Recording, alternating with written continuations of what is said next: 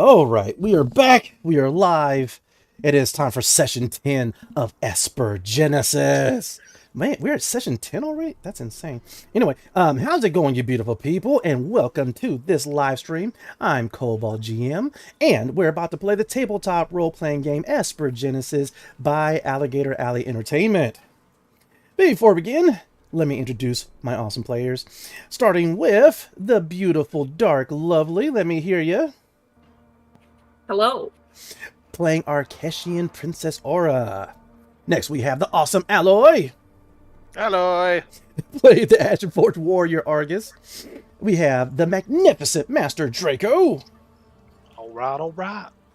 Playing the Volna Hunter Rylan Brave Stride. We have the terrific Tonto Tomahawk. Konnichiwa. Playing Wait, what playing the Fire-Blooded Promethean Sagaristio. And last but definitely not least, we have the Titanic Typhoon 44. Make it so. Playing the Earthborn Human Captain Jonathan T. Archer. And, You human. yeah, but those are the players, and now it's time for one of them, specifically the Dark Lovely, to grace us with a recap. You got the I'm ready to be judged. Okay. So, I remember us starting in a building in Sector 4 where we basically got locked in and we fought a bunch of stuff that was probably too high of a level for us, Cobalt. But we still murdered it. Right? Right? And then, let's see. I remember... Man, it's been a few weeks. Yeah. I remember that at some point, after all the killing was done, we got one of the doors open. Or we got all of the doors open. And then, Cutlet was a bitch. But that's not new. And then there were, like, ships attacking the building that we were in while our dragon friend was outside. Our dragon friend took a lot of damage. Yeah. In the building, we discovered an old man and an egg. And then, at some point, it was discovered that Cutlet was potentially responsible for all of the things that were happening in that building, including, like, testing on subjects. And our dragon friend was part of that. And unfortunately, our dragon friend did not make it, but she was able to polymorph into a sniper rifle at the very end. So, Raylan has that sniper rifle, and he is totally going to use it on Cutlet, because that guy deserves it. Yeah. Nice. Great recap. I don't know what you were worried about. That was beautiful. All right. Who would like to add any additional information? Murder bots! Go ahead, Alloy. Oh, that's what we were fighting. Well, it turned into shrapnel, but yeah, the big bad that we were fighting in the research facility there was a giant robot meant to sanitize the area of all biological threats, who was also able to print, basically. Little robots out of his legs, had some healing drones that were a pain in the ass, and oh yeah, it blew up, as Tonto said. Boom goes the dynamite. Yes. Also the egg that they were working on, which she brought up, and also the phase shifting cat that Raylan wanted to. Yes, the little phase beast. Oh, it's so cute. So true, so true. And as well as the egg. Fragile thing. But so far in the care of all of you. All right. Yes, a fragile egg. A fragile, huh? There you go. Fragile. Is there anything else that we want to add to this recap before we begin? I regretted not just murdering Cutlet with my mind as soon as he was in range. I did try to arrest him so we could get pretty sizable bounty on his head. Yeah, tried to arrest him, but he slipped away. Like the slippery little eel that he is. Freaking This plot is armor. true. All right. Well, let's go ahead and get started. Players, once again, cast your minds into the future, into the science fiction world of Esper Genesis, into the space station Pel Evaro, and more specifically, back to Typhoon 44. Captain Jonathan T. Archer. Are you ready? Are you available? Yeah, kinda. Oh, okay. Just trying to find my character sheet. No. Thought I had it up, but...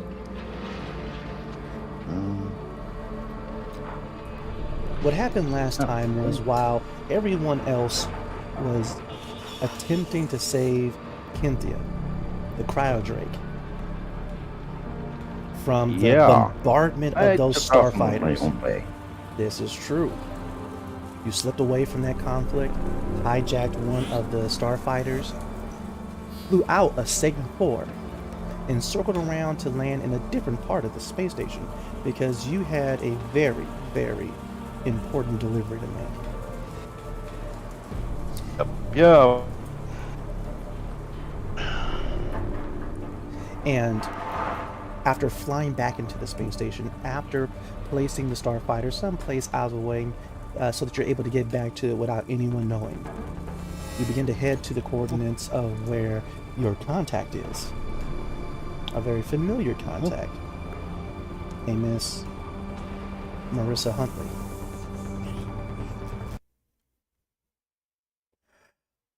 I would, of course, already have set up radio meeting point. Mm-hmm.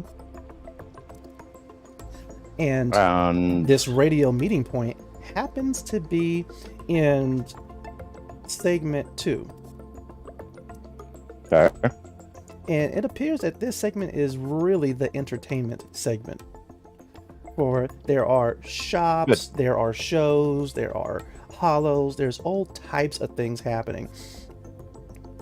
But the specific coordinates where you are supposed to meet with her appear to be at this blend of a hotel and casino. Okay.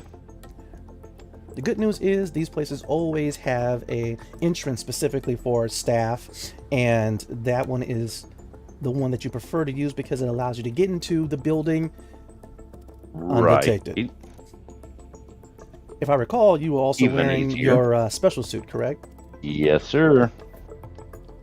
Awesome. With that, you are able to sneak in completely undetected by the staff, by security, bypassing various cameras and whatnot, getting to the lifts and getting to one of the floors to meet with Marissa Huntley. There is one slight obstacle, of course, is the doors. They do actually have very, very decent security on them. And overriding them to just crack them open so you're able to push them to the side, sneak in and close them without making a noise is extremely difficult. Do you try? Okay. Yeah, sure. All right. You walk smooth past a couple of the robots that they're part of their carts as they're hovering up and down the hallway. None of them detect you at all as you move over to... Well, you're sounding a little bit robotic, but do you have any advantage? Are you asking if you have any advantage to overriding her door? No, you do not. You do have access. Right. All right. Okay. But to use your access would to just, it will open up regularly and it would, of course, alert everyone who is inside. But there is a way to override those doors where it just kind of unlocks them and allows you to push them, slide them open. And that would allow you to sneak in quietly. So the choice is yours.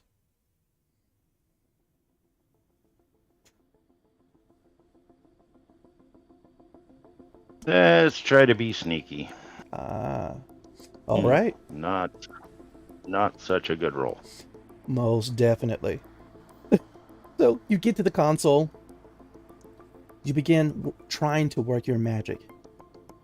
Unfortunately, the security on this is pretty decent. And you mess up just one single circuit that you were working on.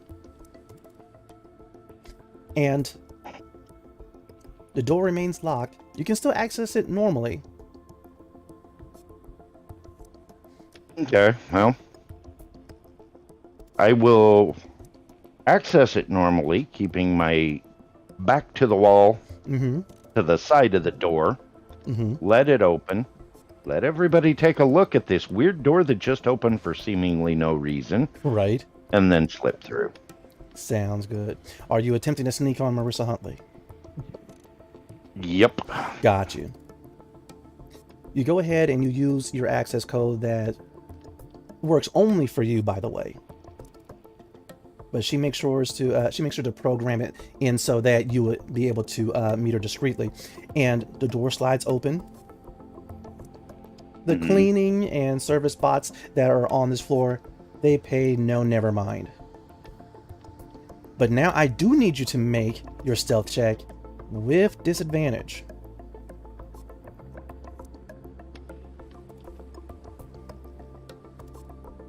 As soon as the door opens, steam begins to tumble out. Though you are wearing your special suit, you're still able to detect that very, very familiar and fragrant smell of the body wash that she uses. Good news is, it appears she's taking a shower. I see your roll. You got an 11. You scope out the place. So far, it's just you and her in this beautiful suite of the hotel.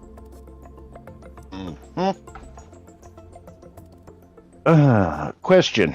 Ask away. And I do need to clarify with you a little later. No problem. In my infiltration gear, do I have some method of means of sweeping for bugs and or watching devices that are active? Long story short, you don't have any specific device to do that, but you can make a mechanics check to modify your communicator to see if it can find any stray signals from bugs.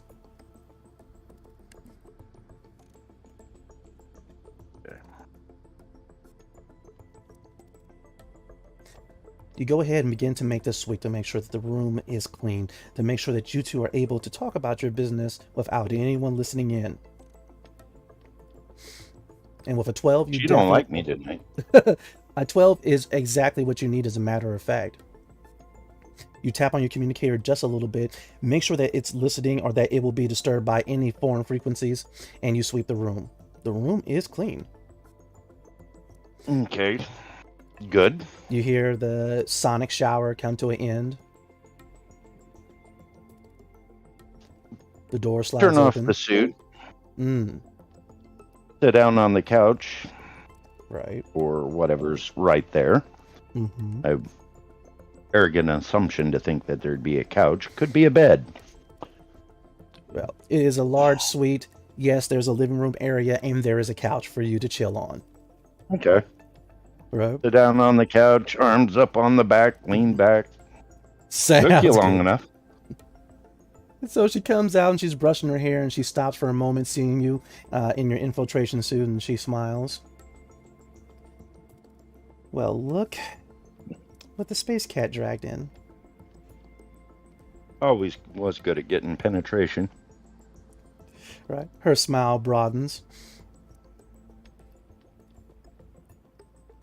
I recognize that face. I think I have something for you. Exactly. And with that, of course, she is wearing her towel. Hair is wet and going down to midway down her back. Of course, time has had its effect on both of you, though it seems not to have had that much of an effect on her. She looks as beautiful and vibrant as you remember her. Though back then were different times. Yeah. And I'll voice that thought. If only I were a younger man. And so she sits right next to you and she looks you directly in your eye. She goes, I extremely doubt a younger man would be able to pull this off. She goes ahead and grabs the data. Experience does have its advantages. And when she looks it over, excellent. So, of course, I have to ask. You were successful in being discreet, correct? Most part, he doesn't know we got this information, but I think he's aware that something's up. And immediately you see her facial expression shift. Wait a minute, I need you to be extremely exact. He is in Colette Felgavo. What does he know? That he's pissed off several members of the group that's hanging out with me currently, and that they tried to, of their own accord, arrest him. Didn't go over so well, he slipped away. Her eyes get huge, and immediately she springs up from the couch. Ah! He wasn't supposed to know. What was Colette Felgavo even doing there? I thought he was flying his ship around. I didn't know he was interacting with your group. And your group knows that this is evidence against him? Not the entirety of it. They know a few highlights. But the biggest thing is a certain princess that's in my group, and him trying to woo her. Just, yeah. Right now, you get the picture. You see Marissa Huntley. She is pacing. You can tell that she is processing this and she is trying to figure out her next move. You old space dog, you. Ah. You want me to bring him in for you too? He wasn't supposed to know about this at all. Is he alive? He's alive. Oh. Do you know where he is? Not exactly, but I'm sure I can find him. Well, I have to move on this sooner than I had planned. Well, last I saw of him, he was slinking away. He was still stuck in segment 4. Ship all banged up, not doing so hot. I took the only one that looked like it'd still move. Thankfully, I know how to make them move. And that's how I'm here, and he's still down there. I see. Well, a deal is still a deal, though. Next time, I'm going to require a lot more discretion out of you and this team of yours. I got a lot of training to do, dear. She goes over to this container that was on the coffee table, and she waves her hand over it. It scans her hand and opens up. A single Cobalt chip comes out. 1K, as agreed. I'll see what I can do about your ship. All right, but I have a lot of holo calls to make. Like I said, if you want, I'll bring him in for you. I know the group would enjoy that. I'm sure they would, but unfortunately he is still connected. And my ascension to his rank, his position, is going to be a lot more complicated now. Well, with the pull that I'm developing with a certain princess, you might not have as much trouble with that as you think. With that, you did a good job of pissing her off, too. Immediately, you see she's bringing up various holographic screens and sending communicators to the rest of her political team. And as for your princess, her pull is diminishing greatly. All the more reason to spring and use it while it's still got some potency. That is my plan. Especially since communications have been restored to Segment 4. there is a Kashian temple there, and people are talking all about Princess Aura. It's reached the Sim, and if it's reached the Sim, eventually it's going to reach the rest of the royal family, and that means it's only going to be a short amount of time before the rest of the Kashian royal family arrives here. Yep. I really don't want to be a fly on the wall with that. Rather be elsewhere. Especially since it seems as if she's caused a bit of a kerfuffle. She is rather good at that. The headlines of a Kashian princess kidnapping herself did not go well with the rest of the royal family. At least I wasn't implicated.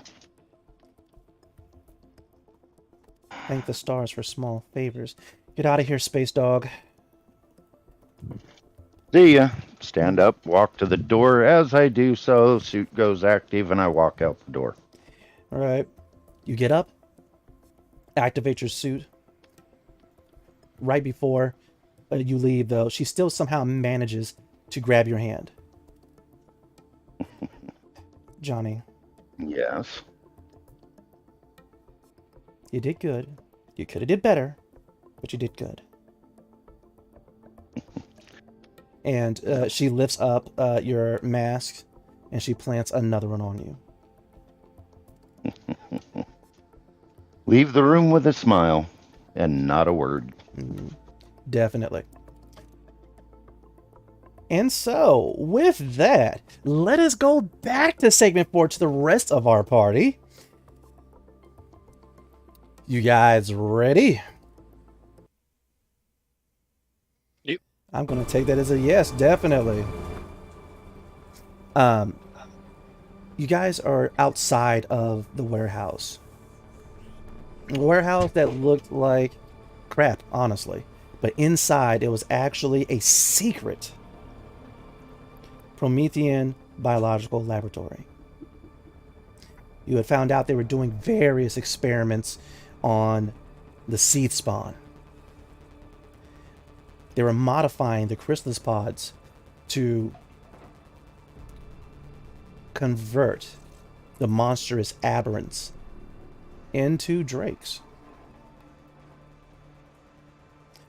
You had also discovered a drake egg, as a matter of fact. Unfortunately, it is large, somewhere in the realm between 6 or almost 7 feet. And it's also very fragile. Before all of that, you guys had managed to restore power to segment 4. Rescue ships, repair craft have been coming in by the dozens, doing their best to restore this residential area.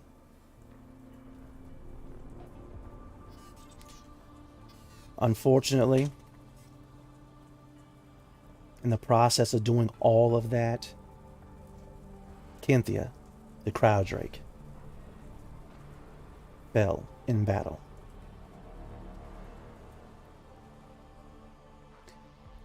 But as she departed,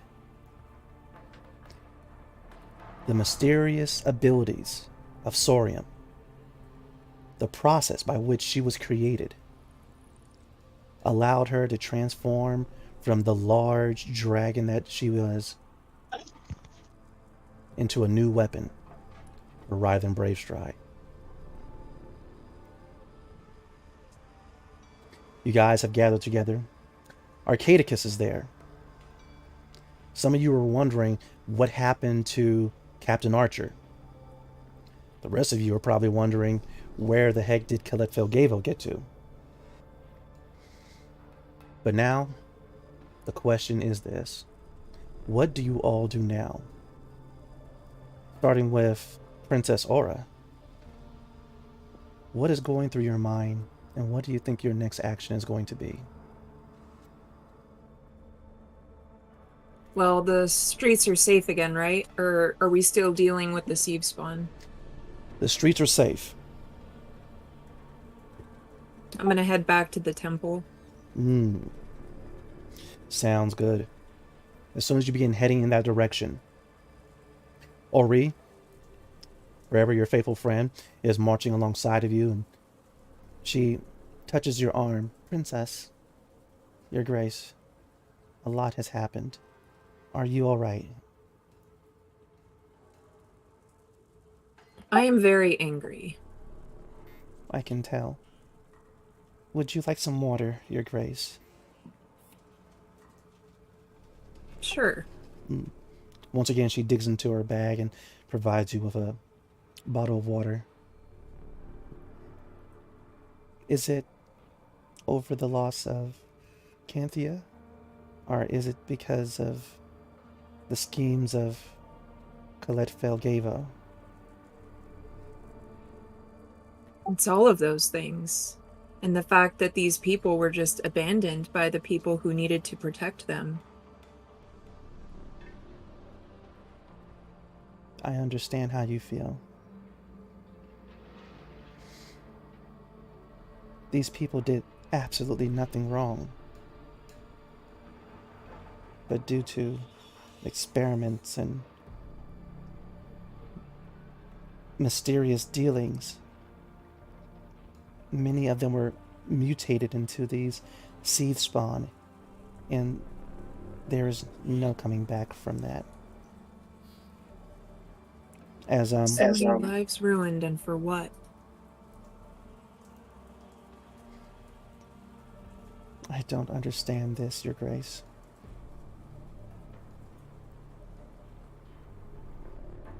But as you two contemplate that, Sacaristio,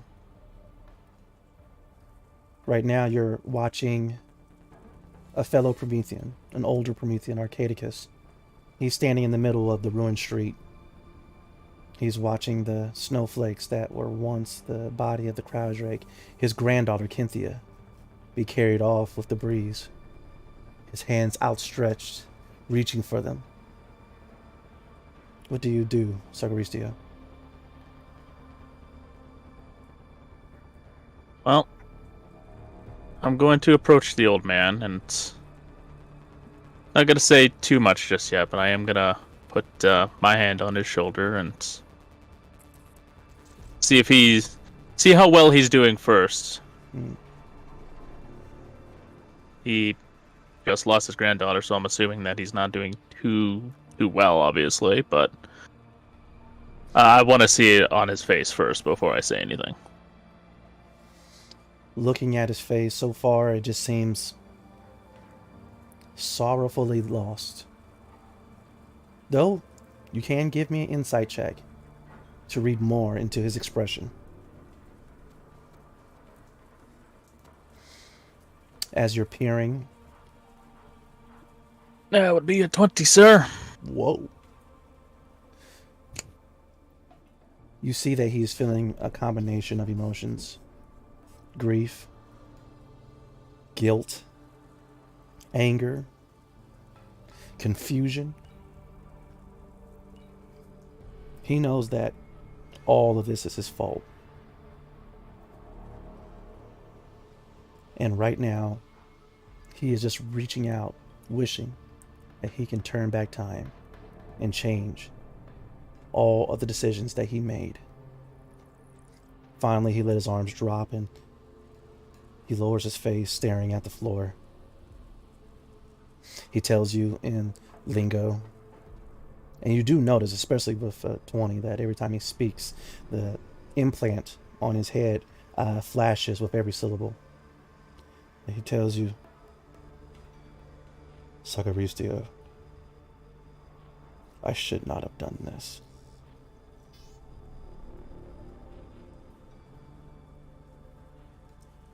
It would have been better for her to have just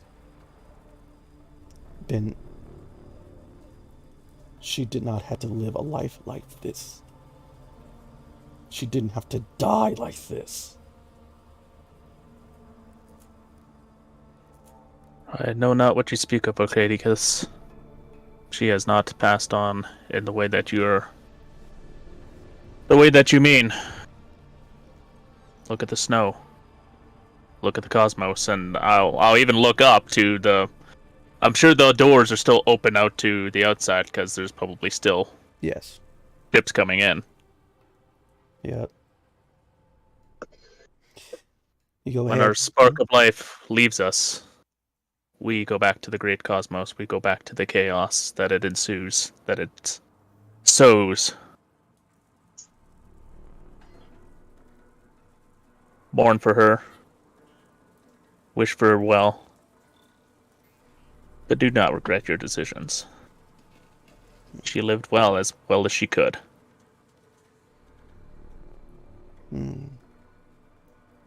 With that, he wipes a few more tears away from his face and he pats you on the back. You can tell that he's grateful for your words. He just needs time to process. And he turns around and he starts making his way towards the center of the segment. You guys are able to see the ships that are constantly landing and taking off, effectively down the street. Sakurista, you do see Princess Aura and Ori begin to head back towards the Keshian temple. It seems as if Arcadicus is not heading in that direction. He's heading a little bit off of that direction towards the center of the segment. But as you're watching these two people go in their directions, you see a little blip in reality, a little distortion of purple energy before finally this silky black-furred, almost cat-like creature, though it possesses tentacles, effectively come out of nowhere.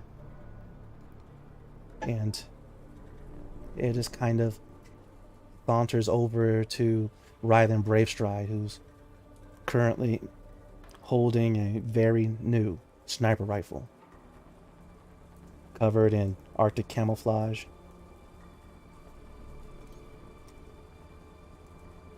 We cut over to Bravestride. You're still holding the new sniper rifle. You feel the presence of Kynthia within, though you don't hear any thoughts. You just feel this desire for revenge coming off of this weapon. And something drawing you to look through its scope. But as you're feeling this, your leg feels the phase beast as it walks between your shins and is beginning to purr a little bit. What do you do, Rylan Bravestride? I'll pick up the cat, put it on my shoulder. It begins to get comfortable and starts meeting you, but you are wearing your vest, which doubles as your hunter's rig, so its claws doesn't penetrate your vest, and it's not uncomfortable as it's meeting you. But what else do you do? I take the sniper with me, and I go back to the egg. Mm-hmm. Gently lay a hand on the egg. Give Kynthia one more time with her child.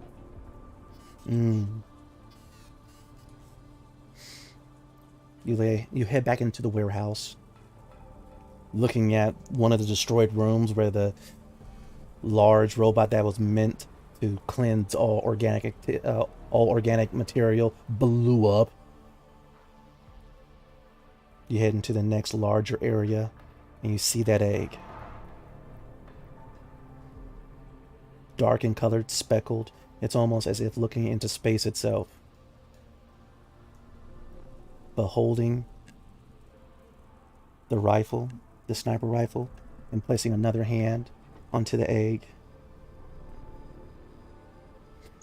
You sense a bit of familiarity, but it's different. The rifle doesn't really respond at all. But you do feel life within this egg.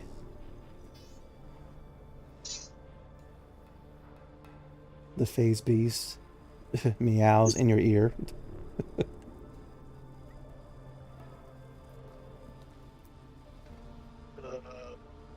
I'll pet the cat real quick. And then I have a hunt to go on.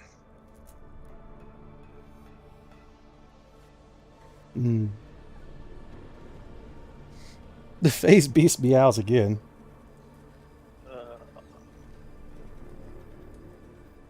Almost as if it doesn't care about your hunt.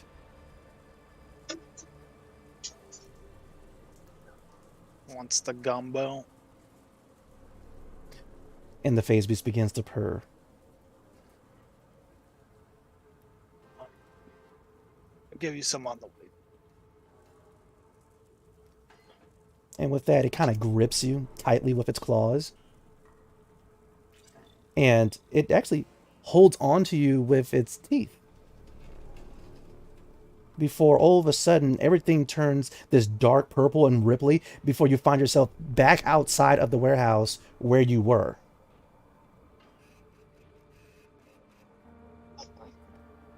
And the phase beast leaps off of you and sits in front of you staring at you like waiting.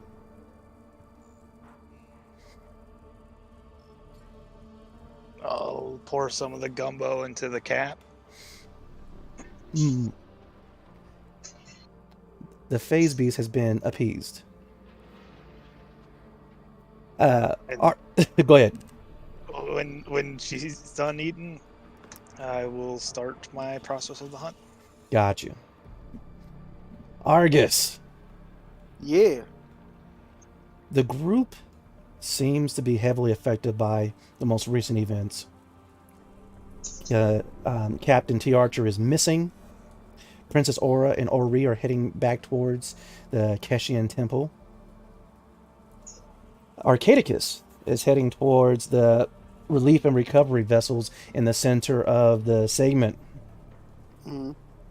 You just saw Brave Stride head back into the warehouse and then somehow mysteriously teleport out of it, but it wasn't the flash of green light that you've seen him do before with the core stone. It was this purple light that is kind of new to you. We just watched Drake get disintegrated and turned into a sniper rifle. I believe him teleporting again is one of the lesser parts of my concern. Agreed. But what is Argus's concern right now? It's been a while since I've talked to Tana, and now that communications are back up and running, I should probably reach out and connect with her. She is kind of my ward, after all. Right. Definitely. You bring up your communicator. Of course, it scans you very briefly so that it's able to transmit a holographic version of you to her. It does the same for her, and immediately her little holographic self appears in front of you. There you are. Where have you been? What's been happening? And I mean, I left you like 100 messages. Are you all right? I mean, is everything okay? Wait, your face. What's wrong with your face? What happened? Are you okay? Are you sick? Did Ashton What's wrong? Get sick? What is wrong with your face? There's something wrong with my face? Miss Tana, please calm down. Calm down. You disappeared.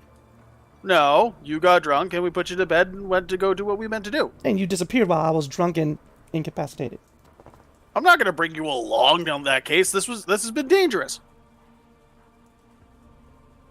Okay. But everybody is fine. We're all fine. You can relax. Okay. I can relate. Wait, are you guys back at that place where we got drunk? Are you the captain's lounge? The captain's lounge. Are you guys back at the captain's lounge? Where are you? Negative. We are still in Sector 4. Segment 4, the ruin segment. It's been all on the sim that you guys are the one that fixed it. That Yeah, we've been busy. very busy. It's been a long time. Hence, I wasn't able to phone you and tell you what was going on. So that's what I'm doing. You know, this is just like you, Argus. Just go off on your own doing cool big hero stuff without me. My job is to keep you safe, not to make you tag along. Nah. Yeah, you too. How is everything on the captain's ship? Tense. Jane is, we'll say, not happy. She's also worried since she hasn't heard anything from the captain. And then Balalo, the Keshian guy. It's kind of weird him being around, but he's been trying to be super useful and helpful. Jackson came back, so, and she's here. She, you mean his bimbo? Exactly. Ah. Well, sounds like all is right over there. Yes, and also, I checked the form, and it seems the Astral Horizon, our ship, it's been bumped up. We're going to start getting repairs, and the Sorium core unit's going to be recharged soon, like really soon. Excellent. Just make sure you keep an eye on the ship in case anything suspicious happens. Oh, of course. Wait, are you coming back now? Are you? I do not believe we are coming back just this moment, but it shouldn't be too much longer. You're going to go on another adventure without me? I'm hoping not. You know, you really could have used my scientific expertise in whatever it was you were doing. We've been running from our live from mutant spawns and been just about killed by a giant robot. Oh, also aerial bombardments. Believe me, you were safer where you're at. Wait, mutant spawn? Wait, what? Oh, sorry, someone's calling my name. I gotta go. Bye. No, I can tell when you're lying. And you cut off the communication. I may have said too much. And I'll never live it down because she's going to go blab. Yeah, that's what happens when you leave us alone and you're not here to maintain us. I don't know where the hell you went. I'm just going to say what I say. All right, but now I need to know where everyone is going. Argus, where are you headed? Are you going to follow Princess Aura and go to the Keshian Temple?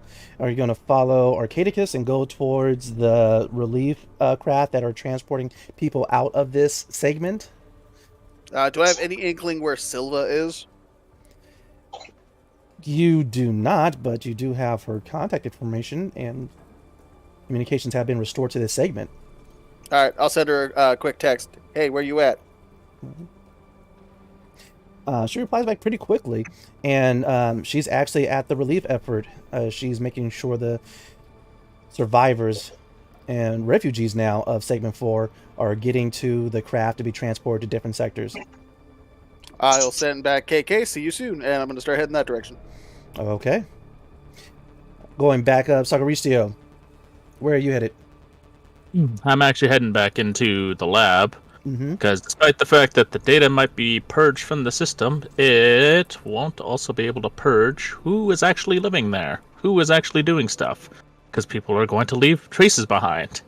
Mm-hmm. So I'm going to go in, make sure everything's kind of cleared out. I mostly just want to see if there was anyone else besides Arcadicus that was staying there, and kind of go through some of their personal effects. You know, I might find some information.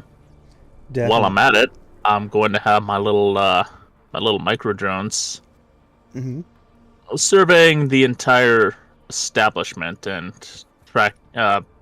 archiving data. Ah, sounds good. You head back into the warehouse. You bring up your cybernetic arm, and it opens and unfolds. Your little drones, they pop out as little discs, but before they hit the ground or anything, immediately they emit these little thrusters and start flying throughout the place, shooting off little scanning lasers. You head back inside yourself, and you begin to go toward the locker rooms, and unfortunately there really is not much here, but you can tell that it definitely was not just Arcadicus. It was an entire team of at least 10 Promethean scientists. Well, they should have names on the lockers. There are numbers on the lockers, not names. Well, there's going to be stuff in the lockers too, so... Definitely. And I'm not too terribly worried. If they're locked, I can negotiate that open. Definitely. We're not going to go through all of that. But you do begin to collect a lot of information about these scientists. You begin looking under the debris, and you do realize that it seems as if Arcadicus and one other live through this. The other 8, you were able to find their bodies.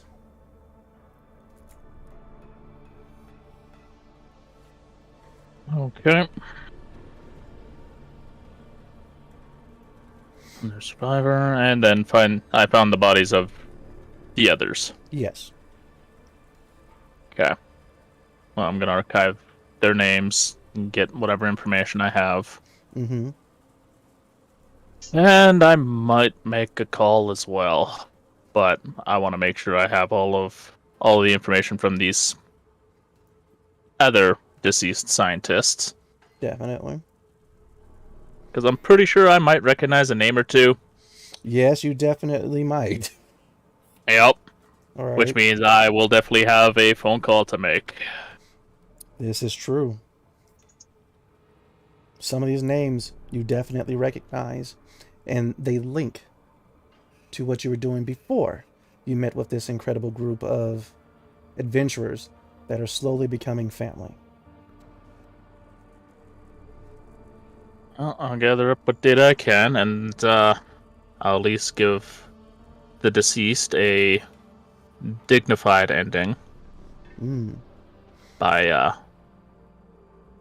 I'll take it into one of the incinerator rooms, which they would normally use to incinerate biological material off of clothing. Definitely. By, just obviously incinerate it. Can't have that shit going around, so... I understand. The other question is, what's going to happen to the egg? Well... I have thoughts on that myself. I'll see if, they would have had to have something to house the egg for transportation. All right. And they did. They had plenty of things that would transport that egg. Did being the operative word there. A lot of the transportation dollies, hover dollies, etc., were in room or chamber A. And when that machine detonated, a lot of them were damaged. You did find one, though, that could be repaired. Yeah, I could spend some time repairing that. Sounds good. In fact, actually, I probably don't have to spend a whole lot of time doing that. Instead, I am just going to do... You'll send your drones on it? Actually, technique. Quick repair. Oh! You have a forging technique called quick repair. Yeah, I'm just going to go quickly repair it and bring it back online and give it some health points. You Espers and your forging techniques. I know, right? Mm-hmm. Your drones finish collecting the information and they return to the housing of your cybernetic arm. Immediately, it begins to glow again, and you reach your hand out, stretching it over the, long story short, the hover train, and it begins to spray Sorium that you have already pre-programmed to fix what needs to be fixed and replace what needs to be replaced. And just by waving your hand over it slowly, it's fixed. It lights up. Abracadabra. And it begins to hover off the ground. You push it over into the room and begin to carefully transfer the egg to it. Okay, so yeah, I'll get it all set up and I'll use Arcadicus's old lab coat to kind of cover it up. Okay. Yeah, just so people aren't asking questions right away when they see that. So true. They're probably gonna ask questions anyways, but they'll just think, I'm just spoils of war. Right. All right. You push the Drake egg out of the warehouse.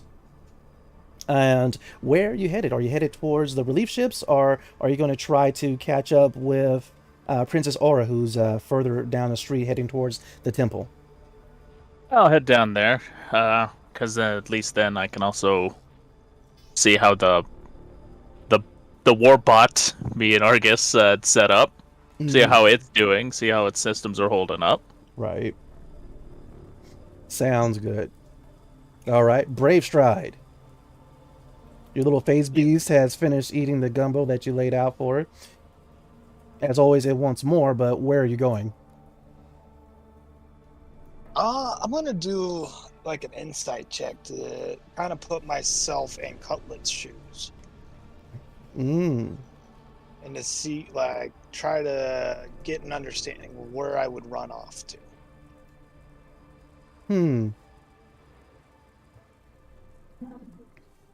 Well, feel free to give me that roll. Not sure if it really would be inside, but since I can't think of anything better, go for it.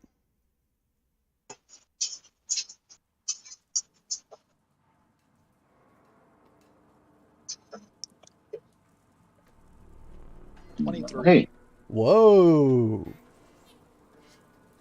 You've seen Colette Felgavo on enough times to get a basic understanding of this cache. You know that he's self-serving. You know that he's conniving. You could also tell that he is spiteful. You would know that he would seek to get out of this segment as soon as possible and to somehow reestablish his power and authority. Knowing him, he would probably head for the closest relief ship. And he would abuse his authority to either commandeer it or at least travel on it to get out of here.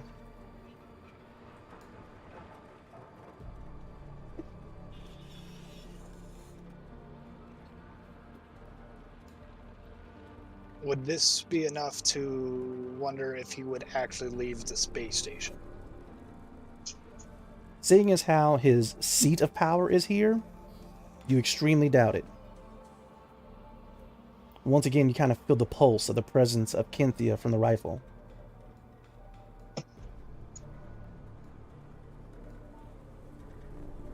Like beckoning to me? A bit, yes.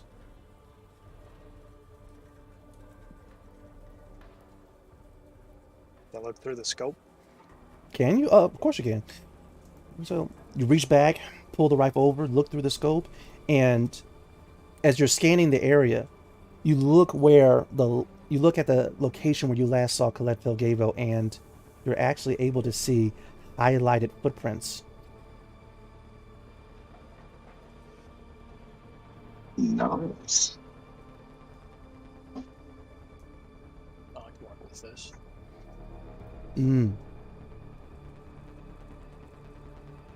What do you do?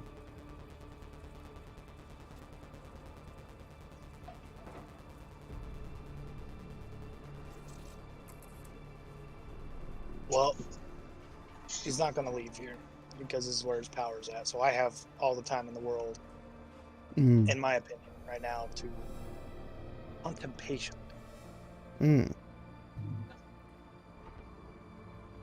Sounds good. So I'm actually going to hole up in a building and take a rest, a long rest. Ah. And so I can prepare myself. Mm-hmm. And start thinking of my plan of action. Got you. Before you do so, just know this from that insight check that you rolled earlier, that 23. Yes, you would know that Colette Felgable would not leave Pel Avaro, the entire space station, but he would leave this segment. Yes. Right. Do you still wish to stay in segment 4 and do your long rest? So as of right now, he's still here. For right now, it seems as if. The one thing you know is that through the scope of your new sniper rifle, you were able to see some of the footprints that he's left behind. From your insight check, from what you think of him, you think that he would definitely leave this segment and go to another one where he will be able to assert more of his authority. But if he's trying to move stealthily, he's moving slower. So I just want to make sure you have all the information you need before you make this decision. All right. You know what? Go ahead. So also I was going to say that you do see the rest of your team kind of going in slightly different directions. I'm actually going to go towards our engineer. Ah. Well, he is going after the princess. And it seems as if they're both headed towards the Kashian temple. Does the footprints go that way? Colette Felgavo's? Not at all. Okay. He's headed towards the center of the segment, pretty much downtown, where a lot of the people have gathered. I'm guessing a lot of tall buildings. Yep. Okay. And are there any other footprints with his that are coming up, or just his? Just his. Yeah. On the comms, I will let them know I have a bead or a to track. Mm-hmm. Either you guys can follow or not. I'll leave it as an option to them. But I am going to finish what needs to be finished. She's broadcasting on comms, if I may. Oh yeah, you hear it. Good idea, Fuzzball. Track him, but don't touch him. Don't spook him. The powers that be want him. I don't work for your power, and I cut comms. Mm.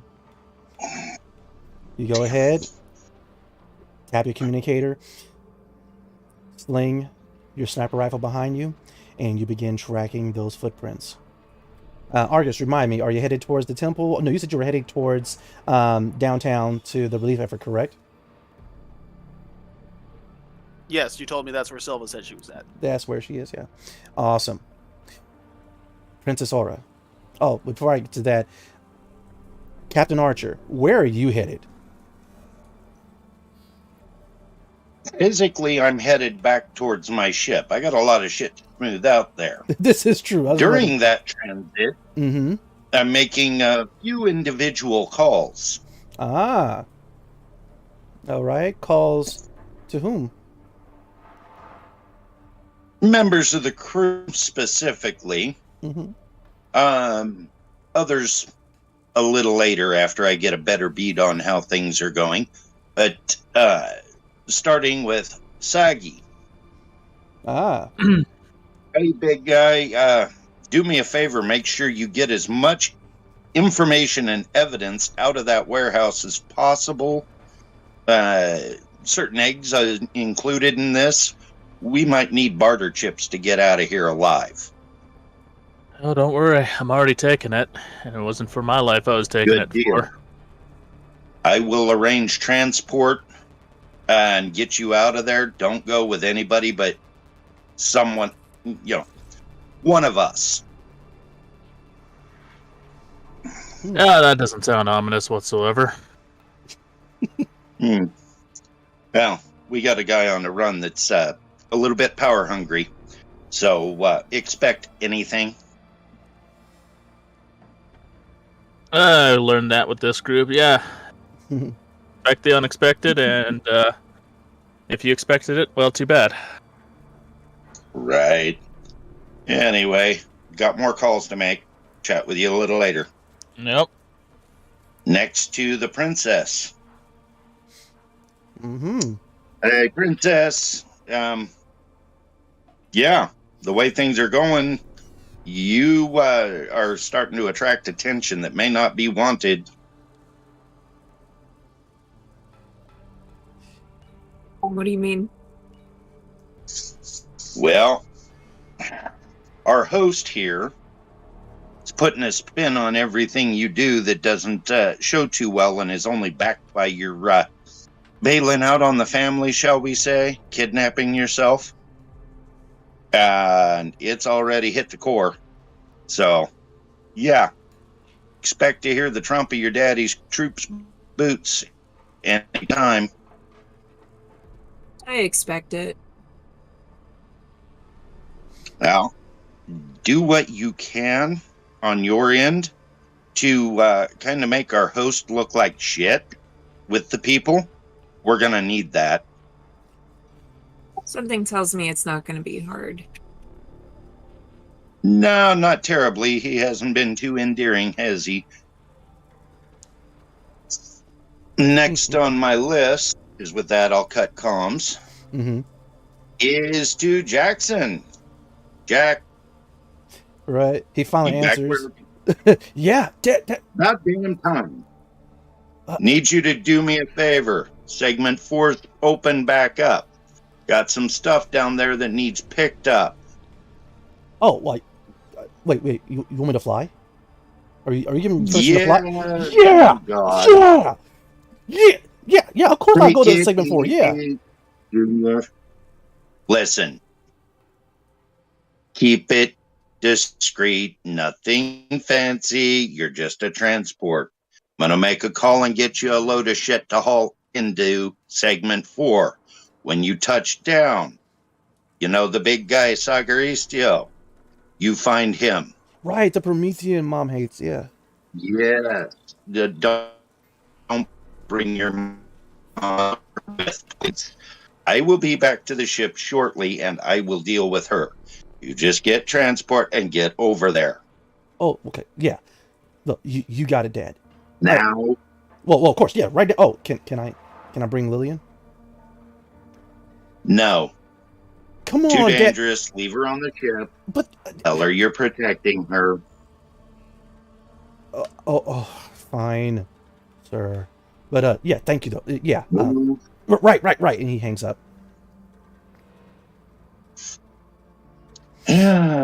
Final phone call. Mm-hmm. Hey, honey, I'm coming home. Oh, so you remember how to contact people now? Yeah, sorry, got a little tied up. Shot up, beat up. Not all again. of the above. Damn bar rooms, I should stay out of them, you know? Archer, you told me you were going to never do this again. You told me that you were not going to go and disappear again, and you did it again. Why? No, not my fault this time, honey. Not my fault. You know, just trying to take care of our princess passenger, and, well, one thing led to another, and, you know, certain rules had to be bent. Wait, others just ignored. You got shot again? Shot at?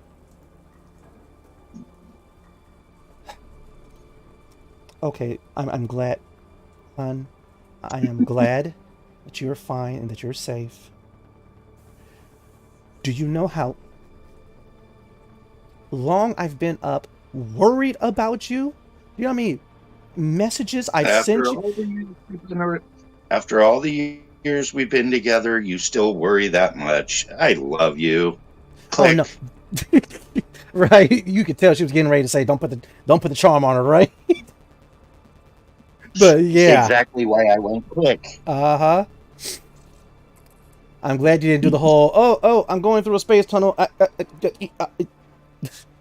Yeah. All right. Do you make any other phone calls though? No. Trajectory is back to my ship. No, I'm not taking the stolen fighter ship. Right. I will take a casual stroll. Right. Mass transit, whatever. Mm-hmm. Normal means. Definitely. And so immediately after you get through with your holo calls, you blend in with the crowd. It seems as if everyone in this segment of segment 2, they have absolutely no cares or worries about what's happening in segment 4. They're too busy, right, betting on the races, on the beast races, right? Some Promethean blast racing. Go ahead. I will be stopping somewhere and putting on regular skivvies and not the fancy suit. Definitely. I actually want to be seen as just a regular person on the ship for a little bit. Definitely. Helps with alibis. Sounds good. You're able to duck away into a space and change clothing. And like I said, just blend in with the rest of the crowd. So it seems the party doesn't stop here in segment 2.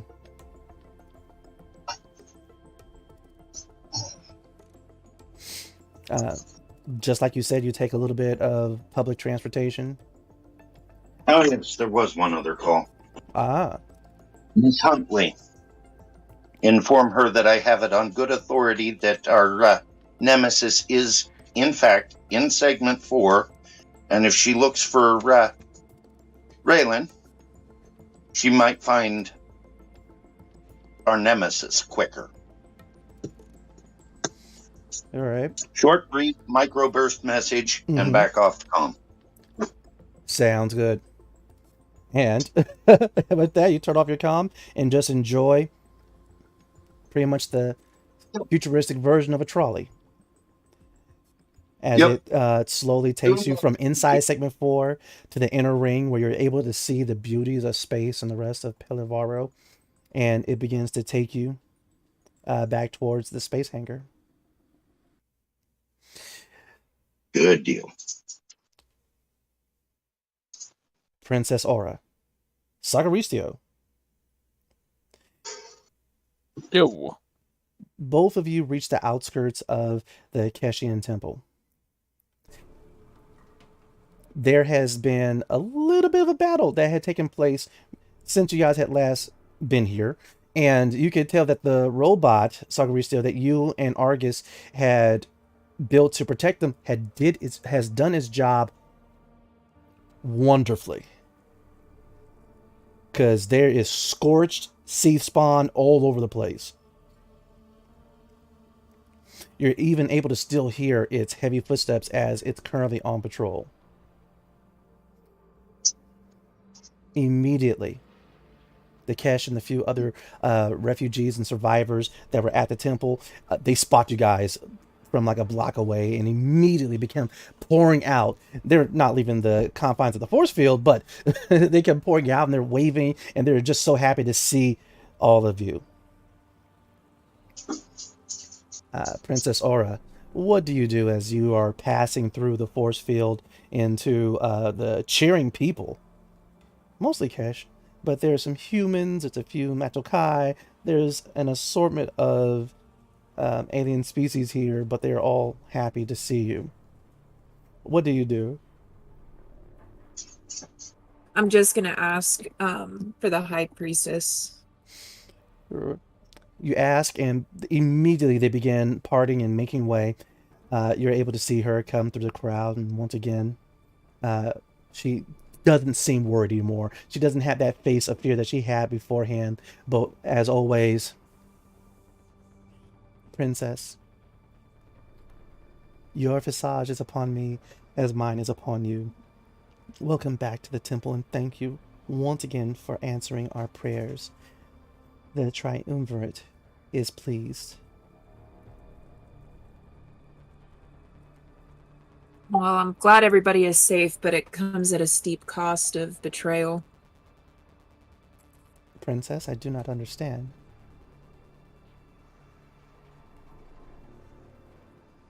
Officer Colette was the cause of all of the pain and suffering that you've all been forced to endure. All the people began gasping and sounding shocked. They can't believe what's being said here. He's Kesh. Why would he do this? Questions began going throughout the entire crowd. Sagaristio, what are you doing? I'm gonna let the princess have her moment with her people there, because, I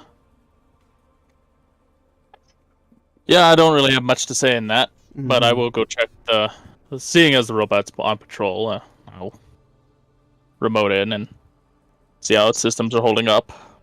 Sounds good. While this conversation takes place, you just bring up the holographic display from your cybernetic arm and just kind of move over to the side. The Keshian priestess, she grabs your hands, Princess Aura, and you see Ori getting ready to immediately slap her hands away, but she remembers and calms down, allows it to happen. Your Highness, Officer Felgavo,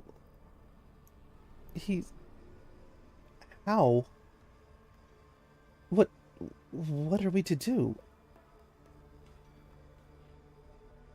Well, we are in the process of gathering evidence, although he has been understandably thorough in covering up his crimes. But in the meantime, I think it's best that you all focus on rebuilding and recovering. With that, she nods. Of course, Your Highness.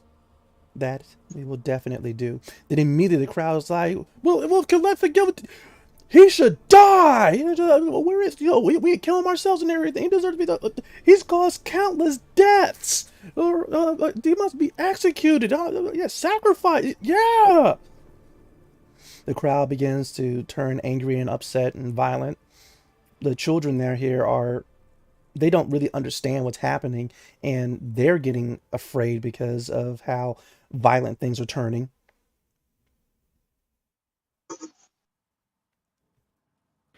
I want all of you to understand that the more people try to hunt this man down, the more dangerous this situation is going to become. So for the foreseeable future, I encourage you not to approach Colette if you see him, but instead report the sightings to myself or a member of my team, and we will find him. You have a good rapport with the Kesh and the people here. Roll your persuasion with advantage, because they're pissed. They've lost homes, they've lost family, they've lost jobs, and you have let them know it has all been due to this one Kesh that has betrayed them all. It's just space ADV, right? Yes. Of course.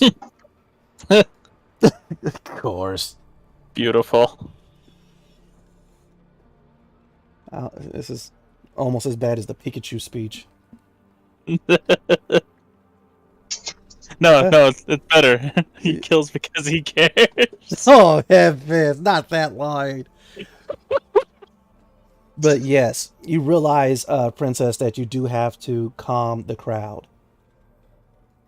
There happens to be this, there was a statue that has been knocked off of its post, but it allows there to be a stage for you to walk up to and get on top of and address the people with a whole lot more power and confidence as you begin to calm them down and let them know that you and your team will deal with it, and that it's just for them to report if anyone had seen him. Your words reach the hearts of the people. They begin to calm down. They're still pissed, but they realize that they shouldn't be taking matters into their own hands. Because of the trust that you have built up with them, they trust you, Princess Aura.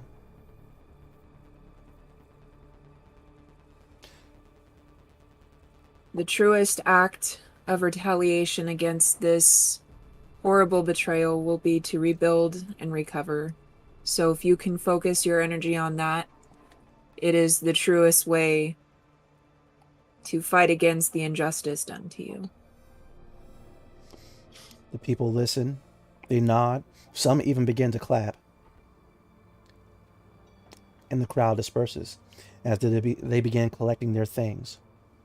A shadow sweeps over everyone as one of the transports begins to land next to the force field.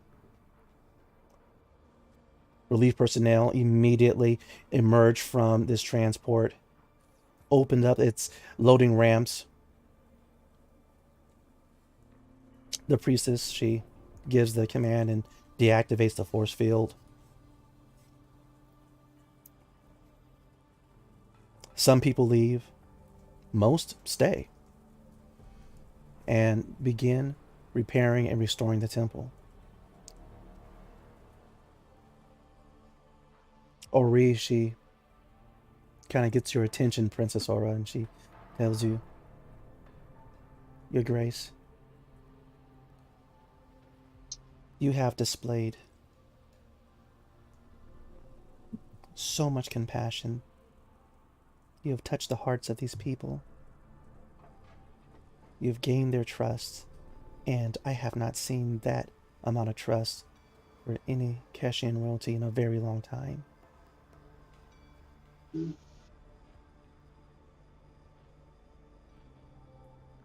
Well, what these people need is hope. And that you have provided. Oh, PRB. Mm-hmm. I'm just getting ready to get to you, too. But, Your Grace, it seems as if little can be done here. Perhaps it would be best for us to return to the astral horizon, or even leave Pel Avaro.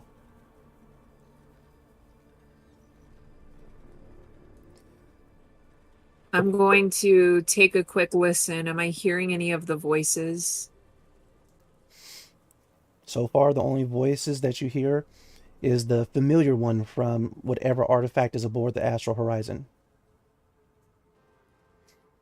Yes, I think we should go back and check on our new friend. Immediately, your communicator is beeping. It seems as if Jackson Archer is requesting that you turn on your location beacon. I turn it on. Sagaristio, you get the same request. Might as well. Right. You're checking this robot and its systems are perfectly fine. It did take a bit of external damage from the sea spawn, but aside from that, this machine is well built and able to keep on going.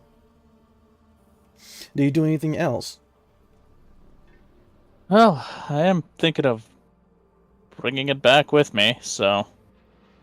That might be a little difficult, but we will see. Brave Stride, you said that you're still tracking the footprints of Colette Felgavo, correct? Yes, I am on the hunt. Sounds good. With the help of your new sniper rifle, do you remember its name? Cynthia's Revenge.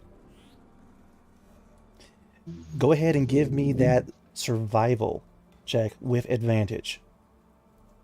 For it seems anything involving the hunting of Colette Felgavo, Cynthia's Revenge assists in it.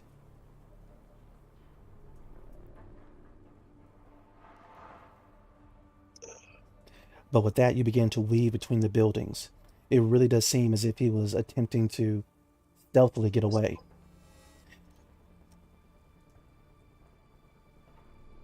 $17. 17? You do track him to... Back. Sounds good. You track him to the relief and recovery ships in the downtown portion or in the center of Segment 4. Unfortunately, the trail stops there.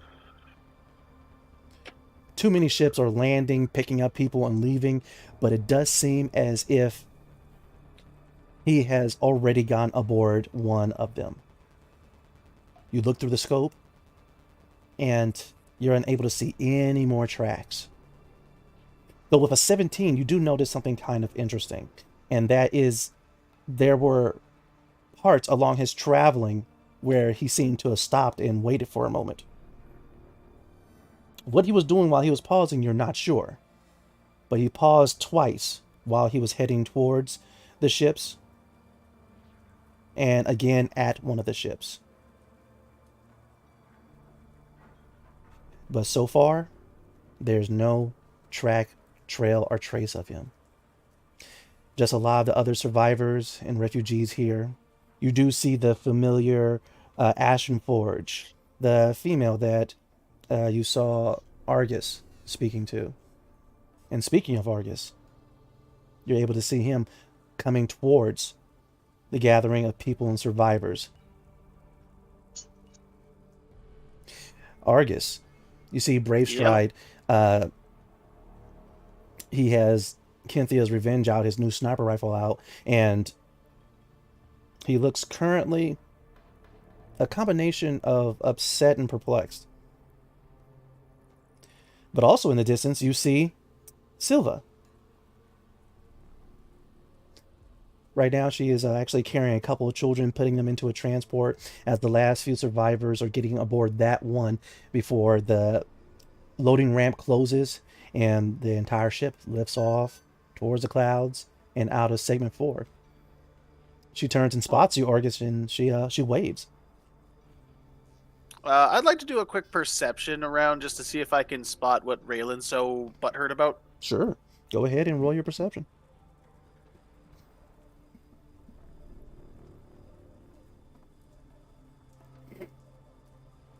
You look over the area. The good news is that Volna actually make very easy to spot tracks. That one, I don't notice the shit. Right? And you just look at his face, you're like, oh, you know exactly what happened. He misplaced his Cobalt chip. He's constipated. Yeah. That cat ran off with his gumbo. A monster. Stop reading my notes. I will approach Silva as though nothing is wrong then. Definitely. All right. She's waving and she looks back real quick to see if there's anything else for her to do. And there really isn't. The rest of the relief crew have it, and they're ushering the rest of the people into the relief craft and leaving, while various machines and heavy construction machines are being offloaded and going throughout the streets doing their repair work. But as she's waving to you and you're getting closer to her Argus, immediately you feel the presence and the mindscape of your weapon. And you hear him say, "Now's your chance." You really need to calm the hell down. Tell her. Calm down. No, don't tell her to calm down. I'm telling you to calm down. She's right there. I'm very well aware I called her. Grab me. But no, absolutely not. Have her grab me. Absolutely not.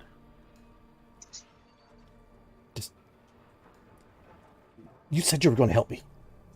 I will help you, but I'm not going to help her touch you, you weirdo. It is not weird to be touched by someone who loves you. Okay, first of all, you said you had a thing for her, and you were never sure if it was reciprocated. So, calm down. Fine, I will calm down for now. But touch her. No! Yes! Just a hug or something. How do I get you to shut up? Touch her.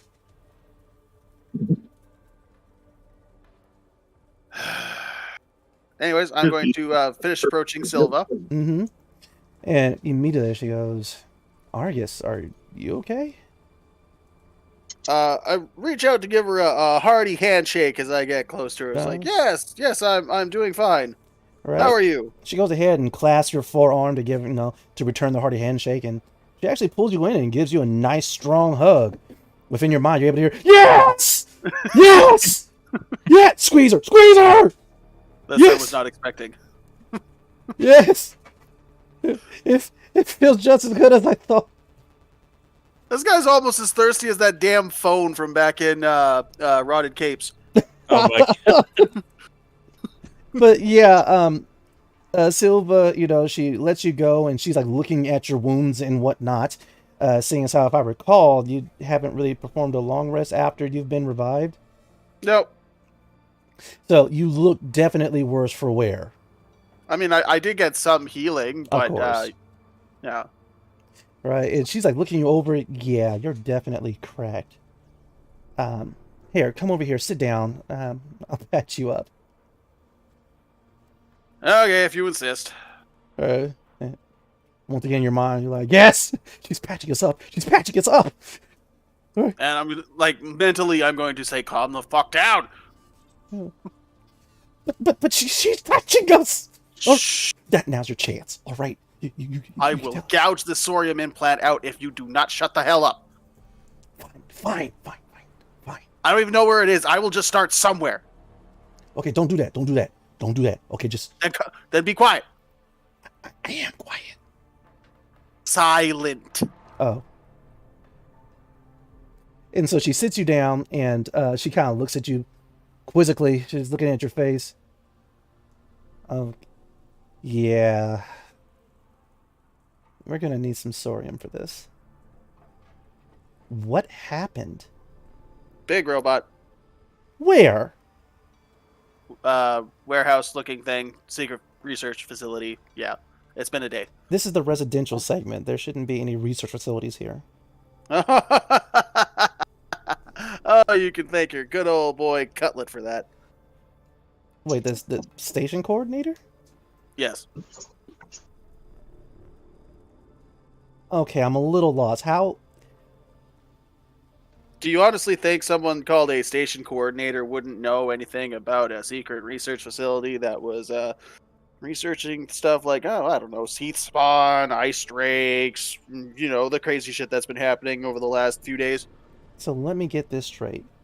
The station coordinator illegally built some type of lab here, disguised it as a warehouse, and that's the reason why there was this huge monster flying around. Well, sorry, not monster. I apologize. But Creature, being, entity, there's words. I swore it had a name, but I'm terrible with names. Kinthia. Right. So, Kinthia, the seed spawn, all that is because the station coordinator, It's a piece of garbage, yes. what's his name Oh, again? Kuchit,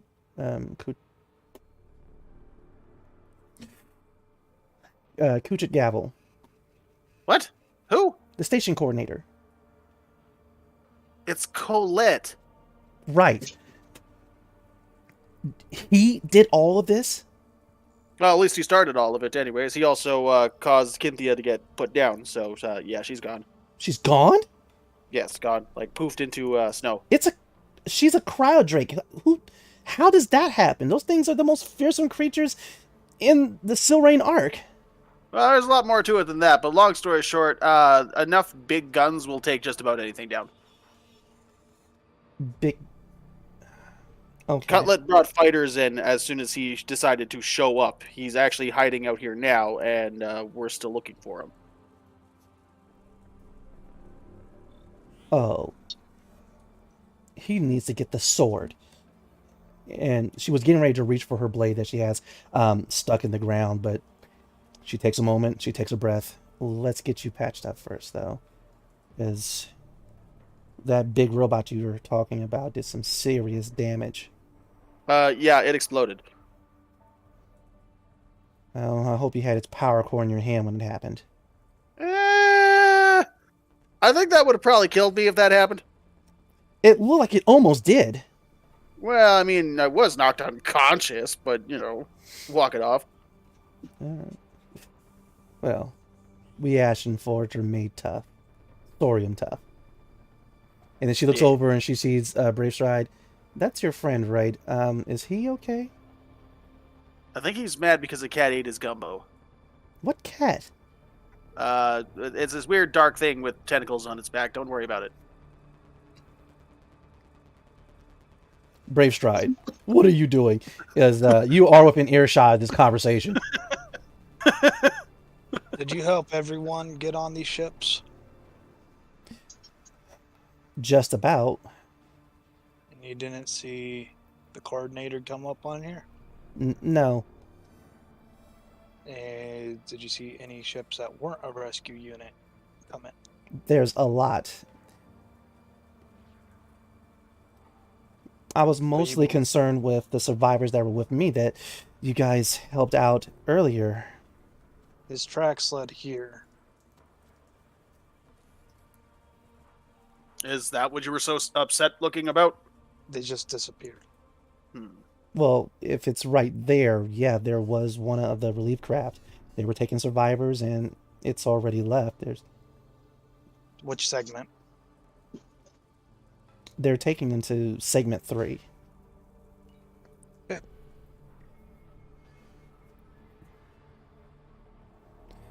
There should be one more transport getting ready to go. While she is saying that, Brave Stride, Argus, your communicators begin to flash. It seems as if Jackson, Archer want you guys to activate your beacons.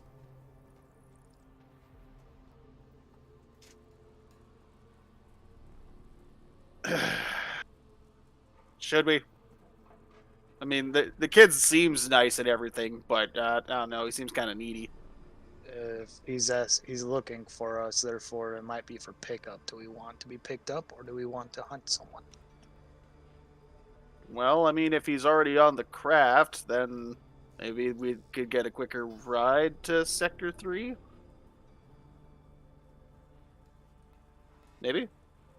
The phase beast shows up between the two of you gentlemen, and immediately Silva... it's after my gumbo! Right, she jumps up and she runs over, grabs her sword. No. Don't touch my cat. It's a phase beast. It is not a cat. What is this doing here? And immediately the little phase beast starts, cleaning itself. It's licking its paw and wiping its paw on its head. Remember how I said secret research facility, right? I pick her up. You said a cat. It is a cat. That is not a cat. It is a. Do you know what those things do? They eat gumbo and teleport me around. Thank you. It's also got tentacles on its back. It attaches itself to larger prey, and it teleports chunks away from it. That's how it kills. I got teleported as a complete being. All right, that thing should not be a pet. But it's adorable. It is adorable, and it loves me, and I love it, and we talk. And look, I need to find the coordinates. This thing grows to be about 7 feet. Well, like I said, he hopped on a transport, and it's probably on his way to segment 3. Wait. Did you say 7 feet? Yes, in length. Though I get to write it. Awesome. Well, it's from head to tail, but wait, you want to ride a why? I'm from the planet of Val. What do you think we do there? Just walk everywhere? No, we aim beast. I just thought you shot things. I'm good at that too. Okay, yes, I'm familiar a little bit with the history of Val, and yes, you guys are the best beast riders in the Silrain arc. Don't. She puts her sword away.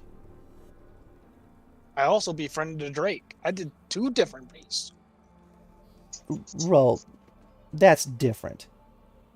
How? It's bigger. That's more impressive, no? Well, just keep that phase beast away from me. I don't want it taking off an arm or something. And immediately the kitty is on your shoulder that you put her there, and she's still cleaning herself. I think I'm going to name Umbra. So are we going to catch a lift, or are we going to let Jackson know where we are? I'm on the hunt. That didn't answer the question. Well, I got to go to Sector 3. Well, it can't very well in good conscience make you go alone. And so, with that, Silva goes, all right, well, I guess this way, gentlemen, and small killer phase beast.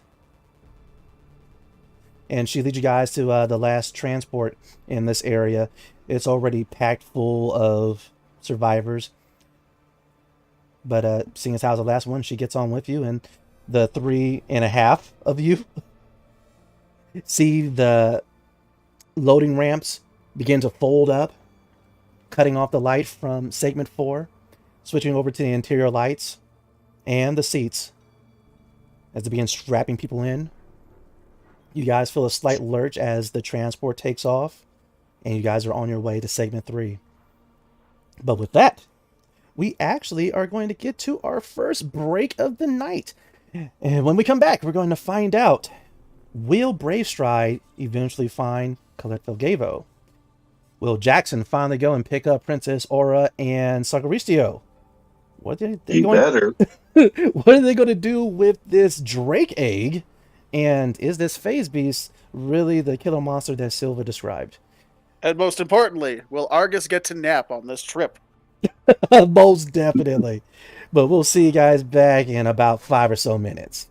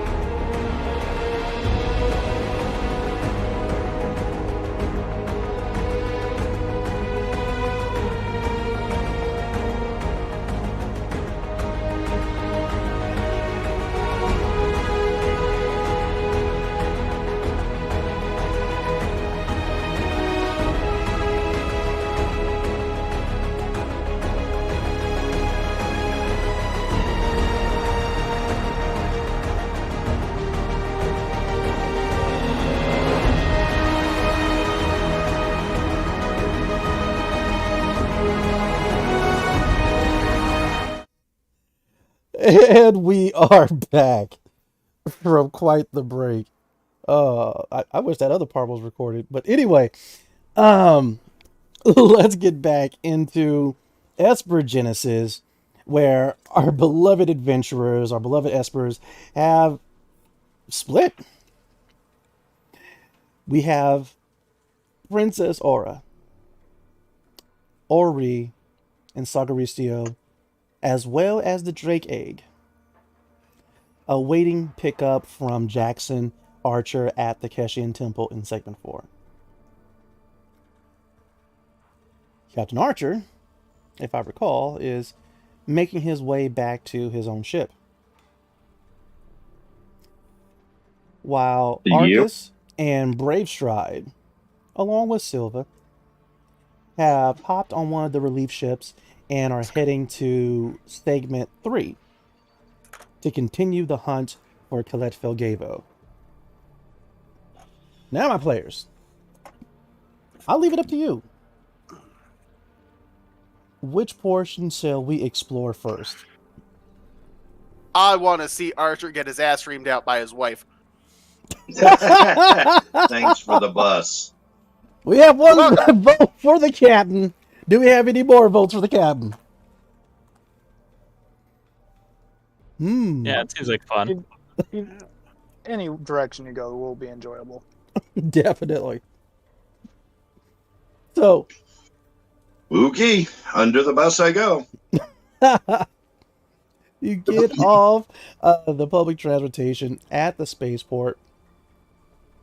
As always, you know how to get through that by being scanned and making sure it doesn't find any of your very questionable equipment and weapons.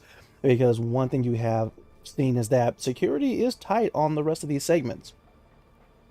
And people are not supposed to be carrying any type of weaponry. Only the guards are supposed to be armed. The worst special. Either way, you make it back to the hangar.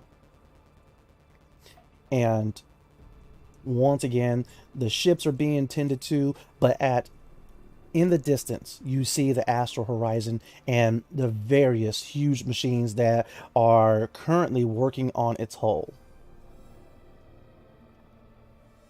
Good. Nonchalantly strolling up, walking up the ramp, whistling a happy little tune. Got my pad out, data device. Just going over numbers, looking like I'm, just another day at the office. Definitely. And as you're doing that, immediately Jill comes out of nowhere and she's like, "Daddy!" And she tackles your legs. Somewhere else inside the ship, a couple of things drop and you can hear the heavy footsteps of Jane coming your way. You don't see her yet, but you definitely hear her coming. Slide my arm under Jill's, around her back, pick her up, let her wrap her legs around my waist. Pat the other hand. Hey, little girl, let's go see what your mom wants to yell at me for. Ooh, you're in trouble, Daddy. You've been gone for a long time. Did you miss me? I always miss you, Daddy. I'm sorry, Captain Daddy, sir. And she goes ahead and gives you a salute. Oh, but I made something for you. And she immediately starts going through all of her little pockets she has in her spacesuit. And finally, she goes ahead and takes out. It looks like one of the old sea captain hat's charms. And she goes, "I made this for you, Daddy." Well, thank you, baby. Well, because you're the Captain Daddy. Oh, and Ballo helped me with it. And she goes ahead and points to him, and he is there just waiting quietly. Sir, thank you again for your hospitality and allowing me onto your ship, sir. You'll earn your keep. Of course. And keep walking up the ring. Keep walking into the ship. You do so, and rounding the corner, your beloved wife, Jane. You see the worry on her face, but it melts as soon as she sees you. That's all by design. She drops what was in her hands and begins to approach, first slow and then picking up speed. At the moment, you can't tell if she's going to punch you or hug you. Nonchalantly put the tab back in its pouch, and so that arm's free. Free for what? The child somewhat shifted towards the front, so if she wants to go violently physical, she's not going to do it as readily. But if she wants to go non-violently physical, well, group hugs are a family thing. Most definitely. Yeah. All by design. Of course. See, this is prime parenting at its best. All right. Yes, hold your children. They're called human shields, right? Right. But with that, yes, I killed them with kindness when you could just straight yes. Don't worry about it. But yes, your wife embraces you and Jill. Okay. All right. After she goes ahead, she hugs you. She kisses, your cheeks. She kisses your head, and and finally she kind of pushes you off, and she hits you in the shoulder. You scared the hell out of me. What else is a man supposed to be good for? Being around, Jonathan. I'm around. Start walking towards our quarters. Mm-hmm. And with that, Jill goes, "Yeah, Mom. See, look." And she pats your belly. "See, Captain Daddy's around." Funny little one. And immediately, Jane, she stifles that laugh that she wanted to do because she's still trying to be upset with you. All right, Jill, dear. Go play with Ballo. Yes. Well, I thought you said I'd been gone too long. She's trying to get some time with me, too. Oh, I know what you're doing, Jonathan. Stop it. Uh-oh. Am I in big trouble, mister? Mm-hmm. And your wife just gives you that look. And immediately Jill is getting ready to get down. And she is like, "Oh, yeah, Captain Dad, you're in a whole lot of trouble. Like, big trouble. Like spaceship-sized trouble. Like," and she tries to stretch out her arms like, "This big trouble." Like, Ballo, help me measure out how big Daddy's in trouble. Put your arms out, Ballo. And he's like completely awkwardly trying to do what she's saying, not realizing what's happening here. And no, arms bigger. And she and Jill and Ballo, they go off around the corner. Yes, big. But immediately, Jane hits the console on the side of your captain's quarters and points for you to go in there. Just kind of shoulder roll around the door frame. Not a care in the world. At least not that she needs to know about. Oh, wait a minute. You're acting as if everything's fine? Yep. Oh. Including chuckling at her. Oh. Okay. And so, with a little chuckle, you go ahead and saunter on into the captain's quarters. And she goes in behind you, closing the door, locking it. Roll initiative. No, I'm joking. I am joking. You do not have to roll initiative. She's winning. But once again, she slugs you in the shoulder, and she goes, "We had an agreement, Jonathan. All right, that you were not going to go and just disappear again without letting me know." Well, some things can't be helped. It's a strange universe we're in. Oh, don't give me the strange universe crap. All right. We sit down. All right. No, sit down. No. You sit Sitting down. down. All right. All right. Because I had to act as if everything was fine. Sit down. Calm down. Go ahead and You know me. roll your persuasion. I'm kind of curious to see how this turns out. But and she's like, no, your smooth words, your smooth way is not going to work this time. All right. You could have been dead. All right. And if you were dead, what was going to happen to the rest of us? Average. Sit down. All right. With that, she gives you a huff, and she sits down in your captain's chair. Explain yourself. I still have friends. And I wasn't in that big a danger.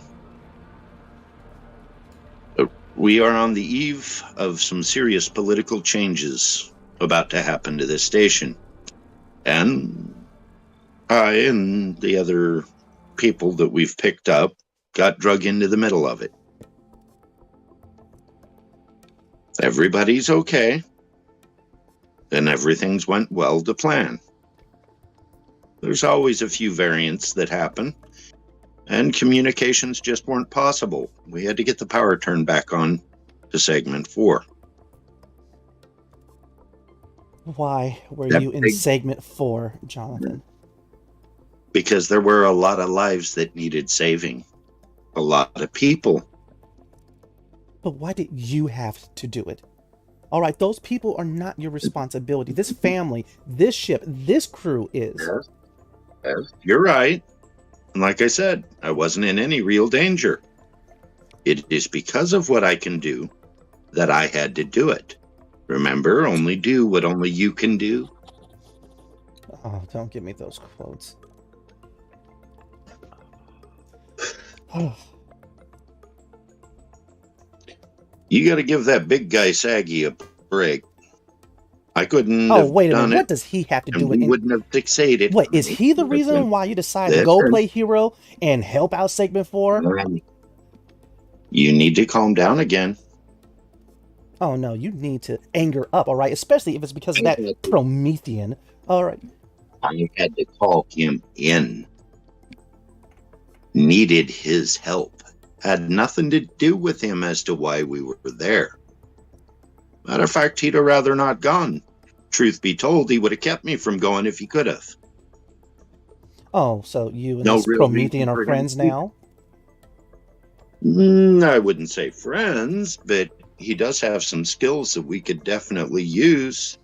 Oh, no, I told you, he will not be crew on this ship. Whose ship is this? Our ship. Whose ship is this? Oh, no, it's not happening. I'm not going to have some stuck-up, wannabe perfect, completely arrogant Promethean anymore on this ship. Then have you even given him the chance to prove you wrong? Listen, all Prometheans are the same. Have you given him a chance? Even one? Yes, I have given him plenty of chances to leave.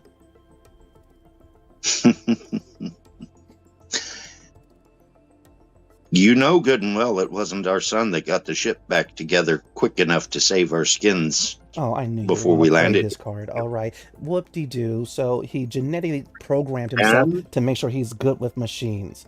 All right. And it wasn't me that initially started the healing process on our son. You owe him quite a bit. That boy could have killed us all, and himself included. You need to calm down and you need to start thinking things through like I know you can do. Stop being like the girl that, well, you know your history as well as I do. I've got some things I need to do business-wise. Wait, Get you're us the next leaving job. again? You just came back. And the Yes, ship is dude. already being Just repaired. for the bridge. I'm only going to the bridge. Got to do some official comm work. We need money, don't we? Of course. Go fix dinner. I'm hungry. And with that, I'll leave the room. All right. And so you go ahead, you leave the room, and as soon as the door closes, it kind of clicks. Wait a minute, I'm still pissed off at you! But yeah, she goes ahead and leaves. But with that situation over, do we want to go back to the hunt of Colette Filgavo? Or do we want to resume with Princess Aura, Sagaristio, and the Drake Egg? Princess and Sagi. The saggy princess.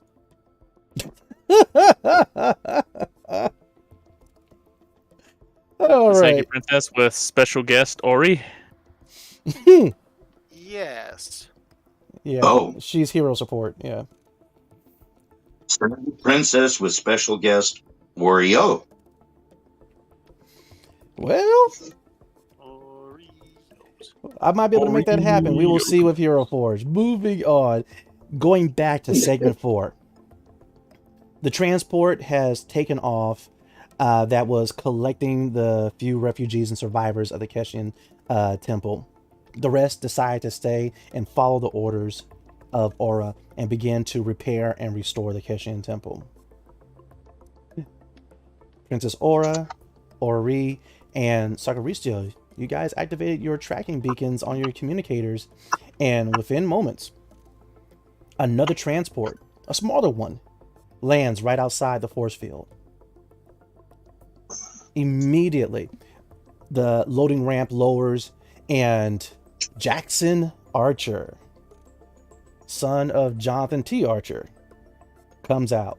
His regular yellow and red spacesuit complements his blonde hair perfectly. Anyway, he goes, "Ha!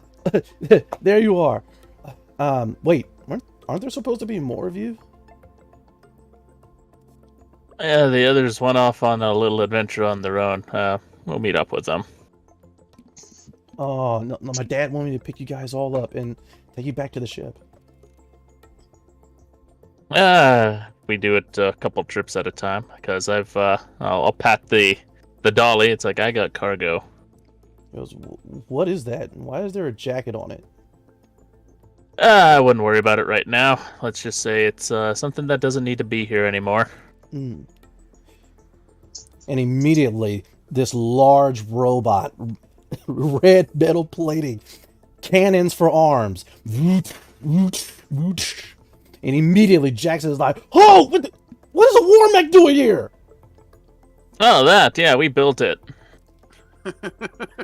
We need a little bit of extra firepower down here to take care of some business. See what happens when we get left alone for 5 minutes. All right, Jackson kind of backs up, completely petrified by this huge machine, trips on a seed spawn arm that's still kind of smoking. He sees the rest of the charged seed spawn. The seed spawn! Seed spawn! Easy there, son. Our robot pal here is adept in taking care of seed spawn.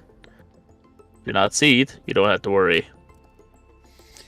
Also coming from the ramp, like, oh my stars, this place is so ruined.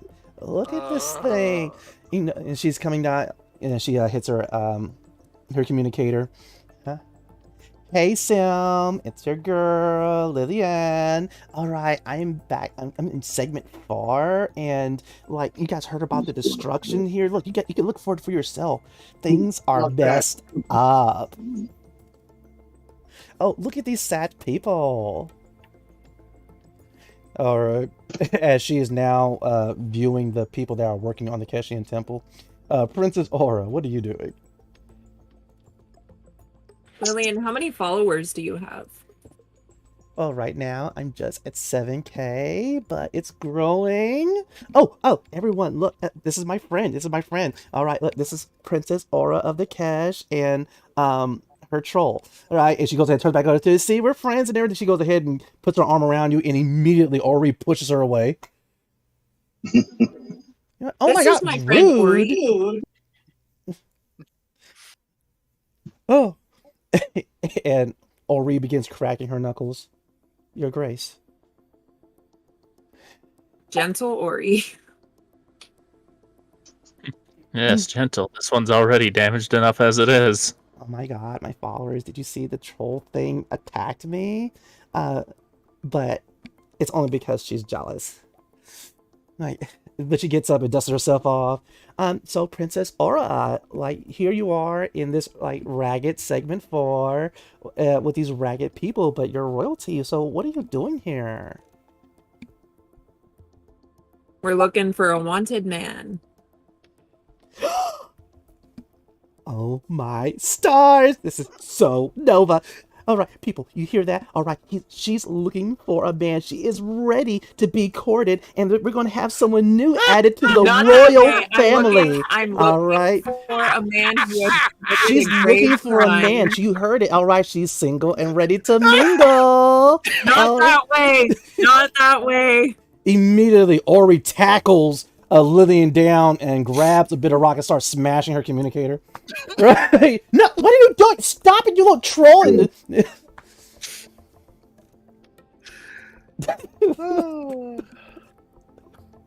See, I can do downtime. That flew up in my face. I can do downtime. And Ori, she gets up, still holding the rock, by the way, and backs up to you, Princess, and Your Grace, I apologize. You said gentle. And Lillian is pissed. She's like, you broke my... You owe me... This is going to go to the top. I am going to contact the king. And you guys are going to replace my communicator. Ours. How much is a communicator worth? Alright, that one was... It was so worth... You see, she's counting on her fingers. 1,000 credits. Easy. I mean, maybe 2,000 Cubal? It was Where'd really... you get it? Here and there. Here and there. If you wish, you can roll insight with advantage to see if she's lying. Oh, I know for a fact she's absolutely lying. Alright. If you give me an invoice, I'll reimburse you. Oh, and of course, and my clothes are now dirty because of your thing. Ori, sicker. Yeah, Ori's still holding the rock, Lillian. Wait, did you tell Ori to throw the rock? I'm sorry, what? No, I'm telling Lillian, Ori is still holding the rock, Lillian. Yeah. I was the one that said sicker, Ori. Okay. Immediately, Jackson, he comes out of nowhere. Lillian, come on! Why are you starting stuff? I'm not starting anything. No, let me go. As they're heading back towards the transport. Seeing as how you don't have the other people to fill up this transport, Suckerbeach, you have a bit of a hard decision to make. Do you want to load the egg or do you want to load your machine? Well, we'll load the egg first. The machine will be fine.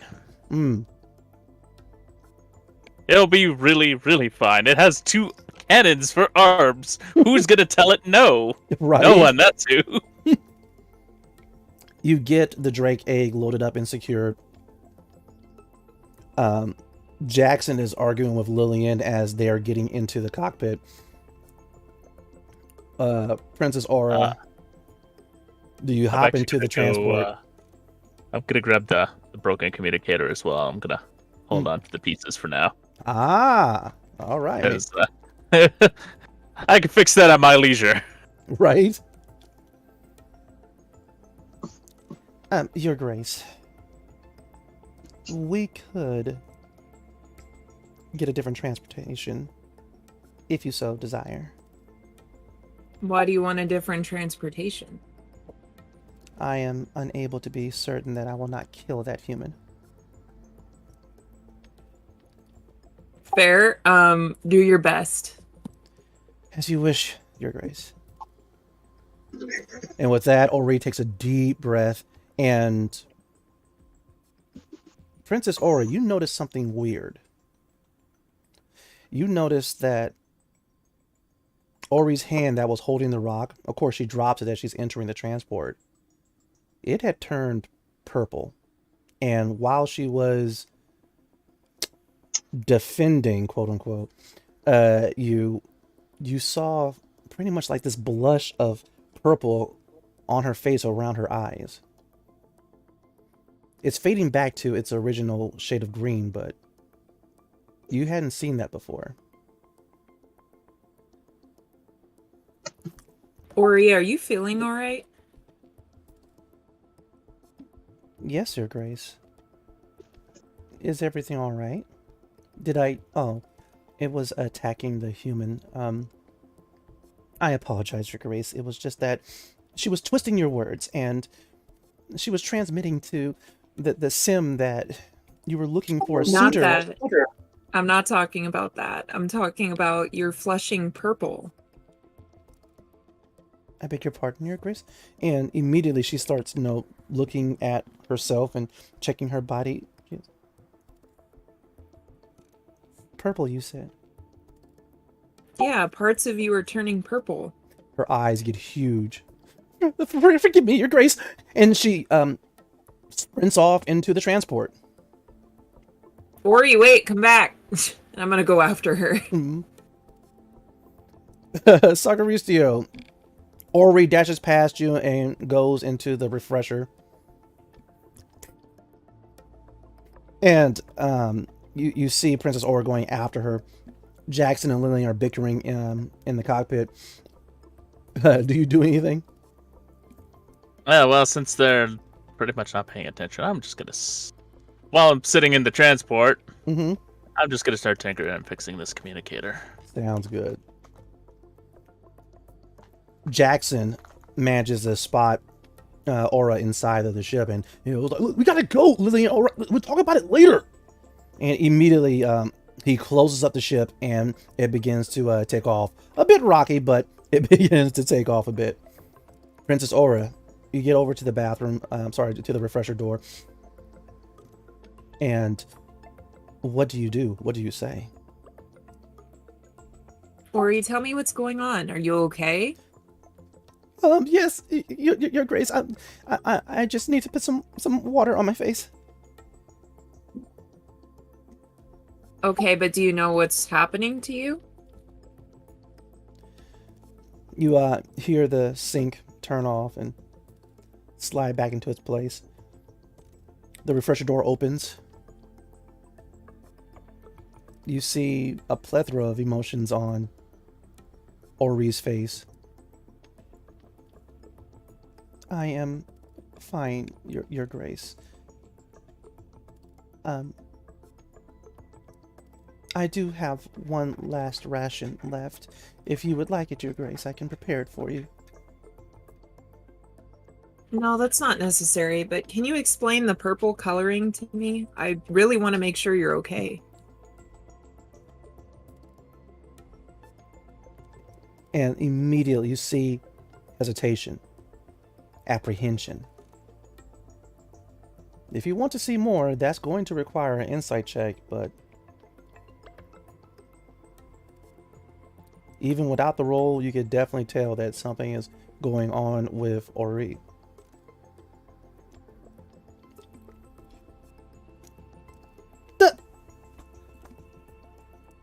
With a beautiful 20, a dirty 20, she has been your bondservant and now your friend for some time now. You've had many a talks, you've opened up to her, and you realize she hasn't really spoken too much about herself. But you can tell she is afraid. She is petrified. She does know what is going on with her, but she does not want to tell you.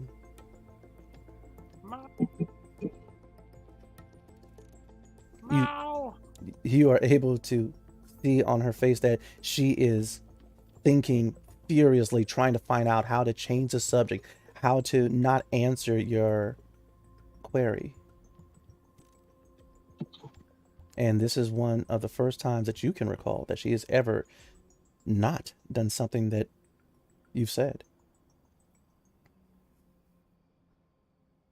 If you don't want to talk about it, that's fine. I just want to make sure that this isn't like an indicator of like a health condition I need to worry about. Diabetes. That's why she can't drink the sweet wines. Dag Dav, actually, that was an interesting. That's not the truth, but that was a good. That's a good idea. I'll give you an inspiration for that.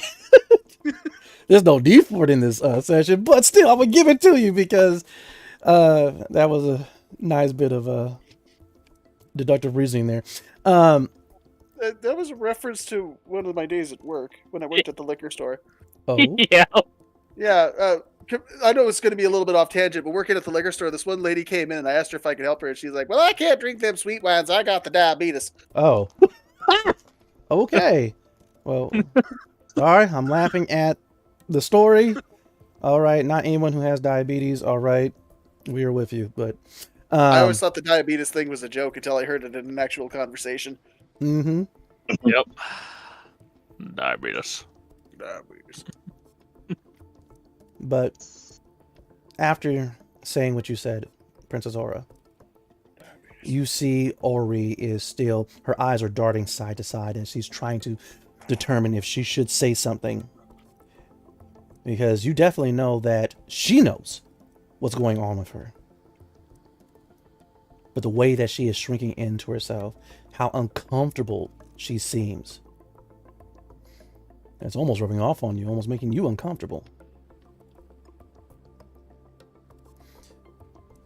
Whatever, as long as you're in good health, I don't care what you look like. So, are you hungry? Do we need to go fix dinner? Actually, I am quite famished, Your Grace. Thank you. But Get back to the ship. Dinner's on the stove already. medically, I am fine. With that, she kind of looks over, sees Sakuricio completely wrapped up into whatever he is doing. And Jackson is still arguing with Lillian in the cockpit. Your Grace, may I ask something of you? Yeah, what's up?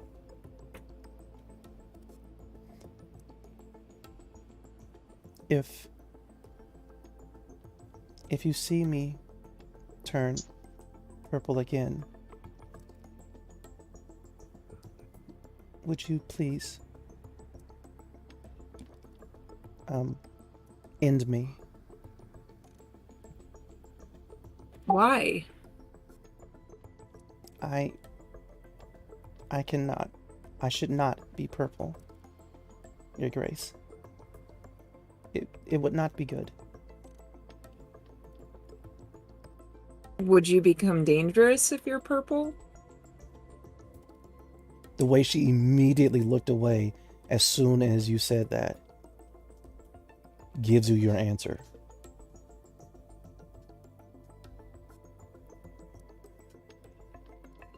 Well, if I could do something other than end you, I would prefer to try that first.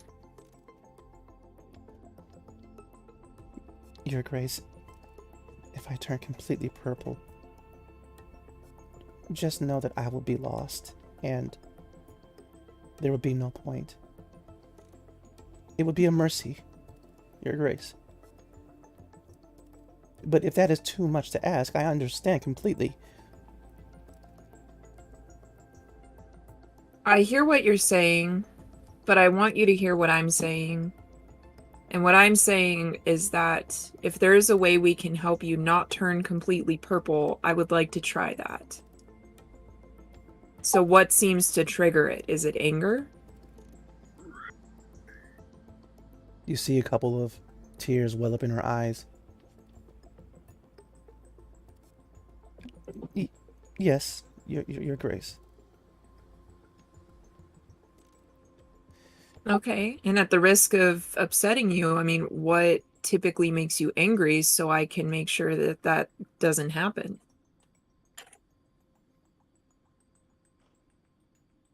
Anyone harming or disrespecting you, Your Grace. Well, shit. That's going to happen a lot.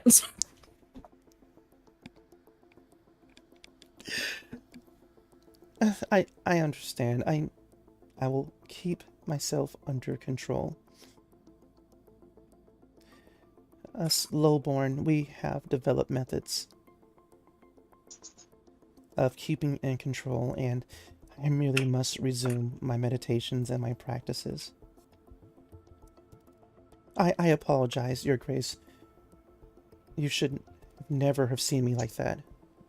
It was my own personal failing, for which I take responsibility for. So, Ori, I have a question. Is that your natural color? No, Your Grace. I am Kesh. I am lowborn, but I am still Kesh. So Ori's just thinking back on the purple-skinned Kesh that they freed from the prison, and she's just gonna nod and say, okay.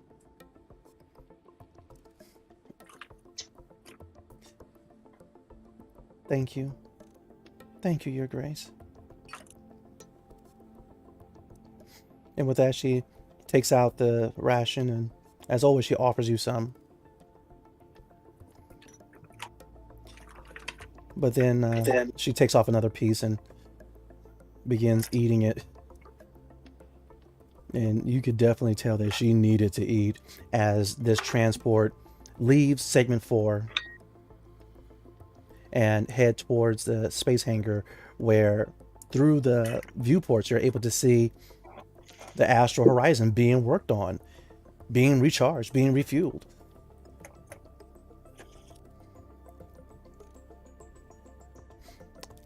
The transport lands.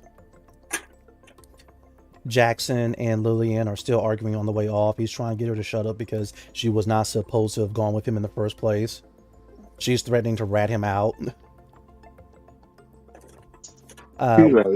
With the ramp open to the Astral Horizon, the ship of Captain Jonathan T. Archer, your guys' ship effectively, there is some awesome smelling food coming out of there. We are talking about good old-fashioned Earth cooking. The finest of cuisine coming from Terra. Hot dogs and burgers, honestly. Le burger. Hamburger. Yeah. Burger. Le burger. Princess Ori, as you and Ori making Aura and Ori are you guys are making to your way to the Astral Horizon from the transport. You do notice a lot of hungry Volna are around. They're tending to their own ships and doing their own things, but they can't help but to turn back and look towards the Astral Horizon. It does smell pretty amazing. I definitely agree, Your Grace. It's even making me more hungry the more I smell it. Perhaps we should make haste. Let's go. You guys head into the Astral Horizon. Sagaristio, what are you doing? Ooh, well, the food does smell really good, but I want to secure the egg somewhere. All right. So probably whatever quarters I was designated. Got you. Which is probably like a broom closet. No. Like me. I don't get the broom closet, I get the bigger one. Yeah. It's at least big enough for, scrubber machine, a few other implements. Mm-hmm. Let me guess, it's also next to engineering. Oh, yes, definitely. Perfect. I'm at A home. little window where you can see into engineering. Ah, yes, perfect. The hub of machines will do nicely. Nice. Awesome. leaving the ship hangar, going to the new area of Segment 3. Segment 3 in the space station of Pale Ivaro is a collection of districts. Some residential, some business. It really is a cocktail of various establishments and locations. Right now, its parks are being converted into refugee camps for the survivors of Segment 4 and the situation that has happened there.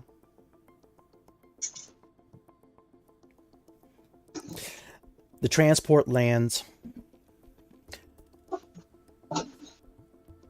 Argus. Yo. It was a short trip, but you did manage to do a short rest.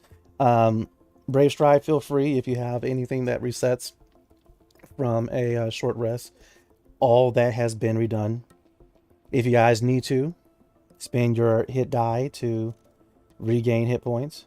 Well, I mean, we did level up between last sessions. Did that not impact our current standing at all? It can.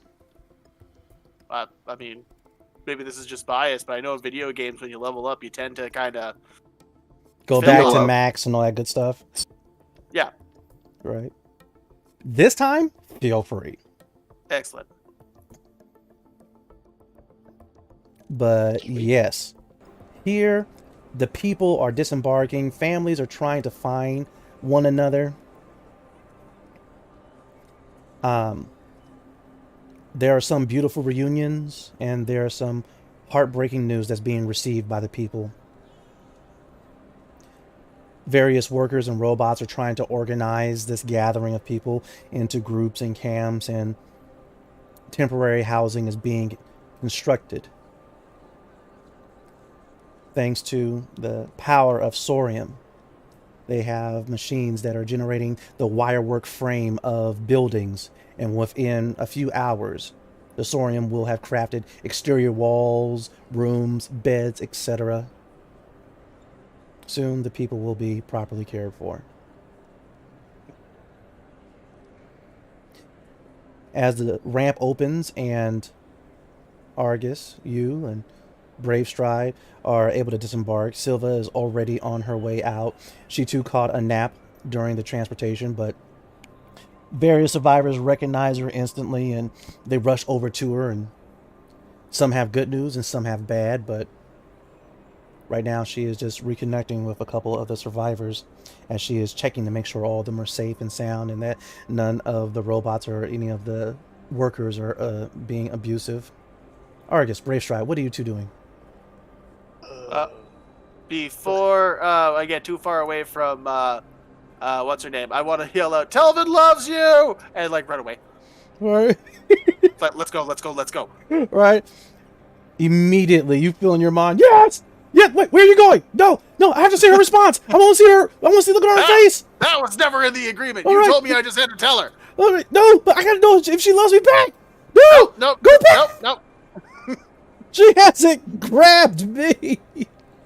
Silent you. I did our part of the agreement. All right. Brave Stride, what are you doing after you hear Argus yell that and run? Checking for the tracks real quick. Right.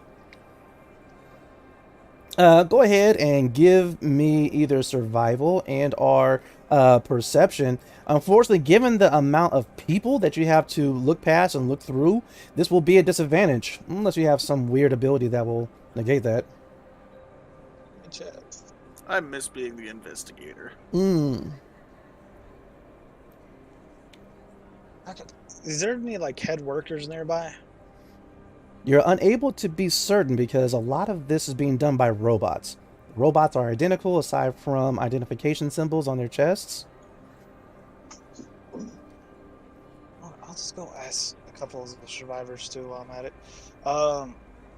Feel free to roll your investigate. Okay. Right. Yes, trust me. A lot of them are pretty distracted.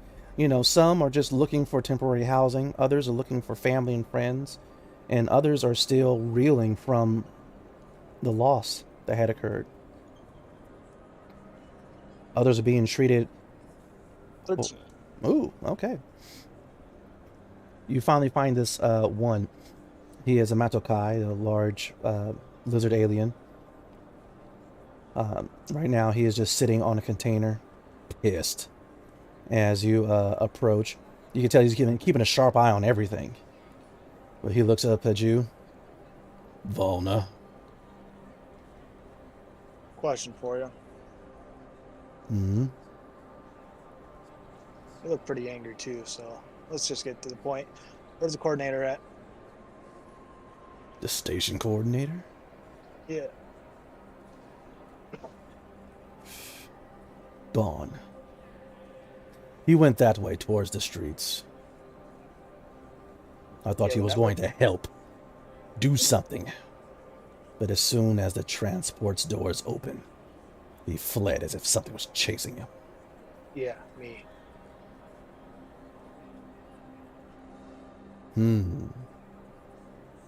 Nice weapons. Thank you. You fight? Of course. I am Matokai. Got your gear? No.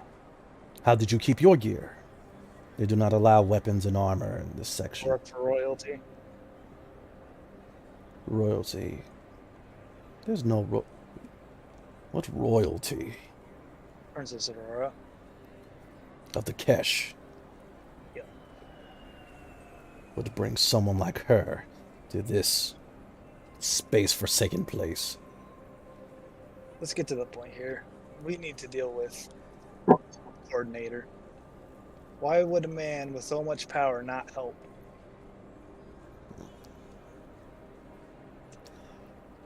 He's a politician. Helping is not in his genetic structure. Taking is. You got a team? No. Just you? Yes. Cool. Want to help me get a traitor? You're hunting a politician, backed by a politician of your own? Not backed. They're actually at odds right now. Were you in Sector 4? Yes. He's the reason why it happened. Now, do you want to help? With that, a huge grin appears on his face. Princess trumps coordinator. Cool. He gets up to his full height, stretches. Am I able to get my weapons? Where are they at? Aboard my ship. I don't know if I have to say in that, but I do have an auto rifle you can hold on to. His smile gets even bigger.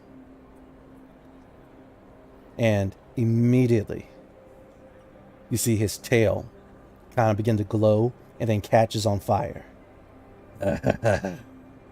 Yes. He goes ahead and clasps your forearm. I am Nathkar. Brave Stride. You have lifted my spirits, Brave Stride. Let's just get him fast. You hand him your auto rifle? Yep. He goes ahead. Check to see it's a thorium magazine charge. Test that magazine back in. Checks his recharge level. Checks the sights. He's ready. All right, Argus. We got ourselves a helper. Neat. Ashenforge. I am Nathkar. I am Argus. You two have impressive weapons. Thank you.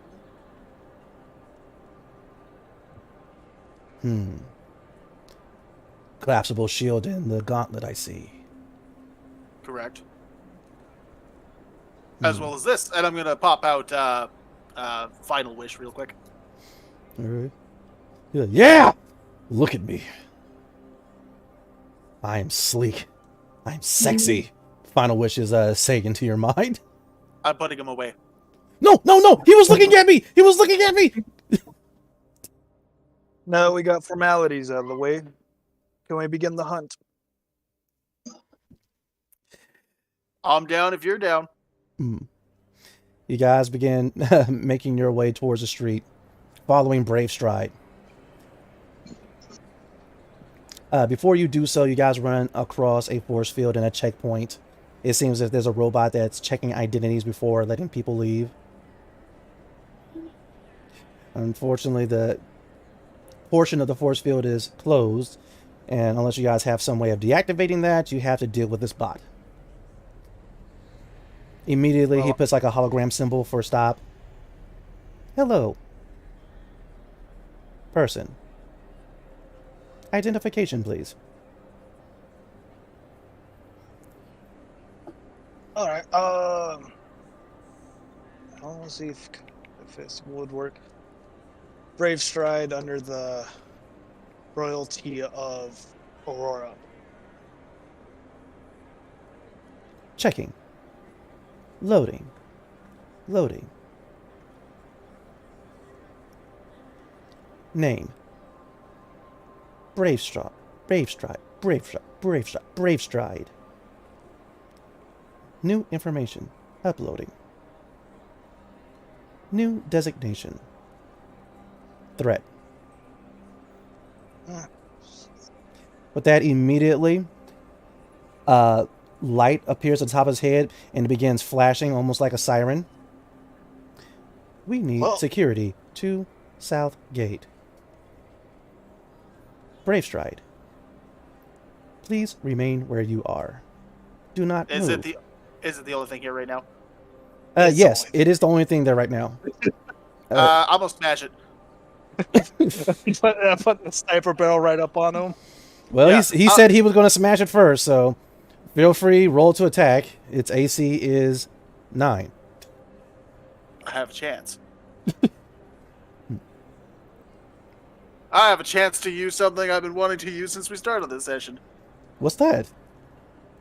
Oh, just my power attack that I got with the feet during my last level up. Oh, so... It's just going to be a straight 20 unless I've got advantage or any other bonus for, having someone right beside me, too. Threat. Detected. No. I need an answer to that question. Oh, say that again? I will be rolling a straight D20 unless I get any modifiers from having an additional person right beside me, like flanking or something. If you want flanking, feel free. Take a +2. Hey, it's better than nothing. Yeah, so immediately 14, that'll hit. Roll the damage. You're putting it in the wrong spot, by the way. God damn it. Yeah. Right. I put it under my channel. Haha. You said you were using your power attack? Yeah, so it's -5 to hit plus 10 damage. Got you. And so immediately as his light goes up and starts blasting his little siren. That's 22 points of damage. Wow. Larger machines are cutting through the crowds, but then immediately this Ashen 4 leaps up, and what weapon are you using again? The glaive. Got you. You grab Final Wish, and you hear type, yeah! As you go ahead and slash this bot in half. As the two pieces fall in on one another and then finally collapse to the ground, you begin just stabbing it over and over and over and over and over again. Unfortunately, now that it's destroyed, effectively destroyed, how are you guys going to get through the force field? I was hoping it would turn off if I killed it. Oh, no, that's not how it works, sorry. Look for a button. Press X to interact with object, right? But immediately, Nathkar, he goes over to... I got 20 for perception trying to find a button to turn it off. Oh, you definitely know where the console is for it. And Nathkar, he pushes you out the way. Ooh, Ashen Forge. And it opens. It's not going to stay open for long. Let's go. Okay, we're through. After this, I'm going to let just a quick hollow message or something like a text to the crew that we are part of and tell them that we are on the hunt on Sector 3. You guys leave the force field that was corralling the refugees and survivors. The security machines get over to the gate in the force field where Argus would have completely destroyed that robot. And right now, it seems that they're having difficulties opening the gate to pursue you. Brave Stride, you look through the scope once again, and you do pick up the glowing footprints of Colette Felgavo. They lead to the street and then disappear. On the street are numerous hover vehicles zipping by. Just look cool, calm, and collective, gentlemen. So I'm going to guess he got on a hover vehicle. Well, no, we still have a path that we're following. Yeah, the footprints lead to the street and then disappear. Oh, okay. So... All right. Can we get some... maybe we should find some intel on where he would go in Sector 3. Well, that's what I was going to ask our follower here. He has sharp eyes, and it seems like he keeps a watch. Lizard Beast. I am NASCAR. NASCAR. I wonder if he only goes left. No, NASCAR is my cousin. Where's the residence? And he goes ahead and spits out a little bit of fireball. I hate NASCAR. We got ourselves a Bowser over here. A rat with no support only holds himself up. He is a politician. He would go to the administrative center in this sector. There we go. Anyone know how to pilot ground vehicles? Yes. There is no need. Immediately, NASCAR goes ahead and slams his fire tail on the street. Traffic immediately stops. And he puts out his fist. And he lifts up a thumb. And immediately he flicks a fire onto the edge of his thumb. And a hover taxi shows up. I'm going to get him beside him and be like, I think there was less dramatic ways of doing that. That was pretty good, though. I like this flair. All right. These vehicles are auto-driven. Whenever there is a biological in their path, they will stop automatically. And with that, he kind of like, unfortunately, he's large. Argus is large. Sorry, Brave Stride. You guys are getting it. And now he has to extinguish his tail as you guys are stuffed into this one hover taxi. Immediately, the robot turns its head. Where to, Sentience? Across the street from the administrator building. Across the street from the administration building. We are on our way.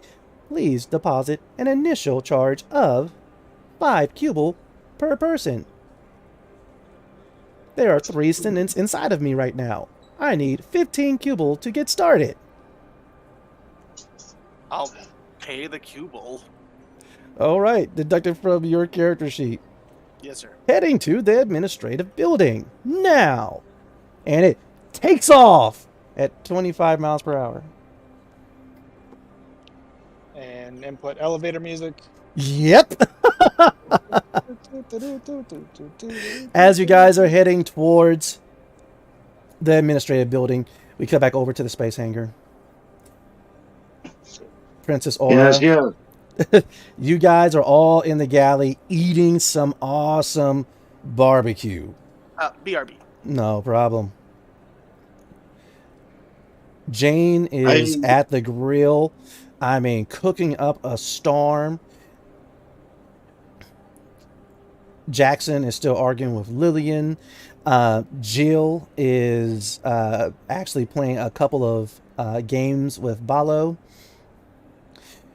Ori is still a bit down, but she is happy to be eating. Princess Aura, the food is great, and once again, whatever is in the captain's quarters, it's singing to you as normal, but you've become accustomed to it. But still, it whispers to you, "Follow me. Take me. I'll give you power. Wield me."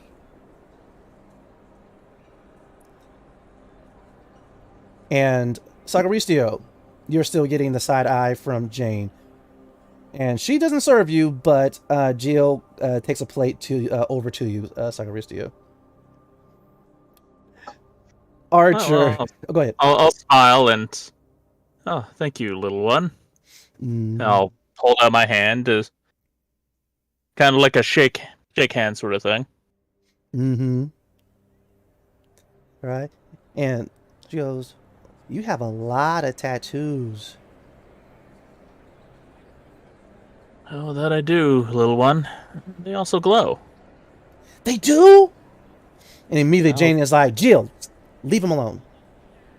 "But Mom, he has tattoos and they glow. I just want to see him glow one time. Can I please see him glow one time? Please, Mom, please. Can I please, Mom? I just want to see the tattoos glow one time." Yeah, you really can't top that. Jane just rolls her eyes and turns around. "Okay, that's a yes. Come on. Okay, do it. Do it. Okay, do it. Do it. Okay, do it." I'll focus a little bit and have my implant kind of push a little sorium into my stream. And they will glow. It's almost like a nice little shimmering effect. You know, like you get in some like these computers with the RGB. It does that. Yes. Right. And with that, she's like, "Oh," and she grabs Ballo. "You see this? Do you see this? This is so Nova." Guys, back. Welcome back. Right. But as that is happening, as you guys are consuming good food, Captain Archer, are you doing anything? Because you said you were doing something in the bridge. Yep. Did I hear Brave Stride right? That he was at least announcing that they were on the trail in Section 3, Segment 3? Did you communicate that, Brave Stride? I did. Okay. Yeah. After the force field incident. Okay. Yes, you did. Immediately upon receiving that information, microburst forwarding it to my contact.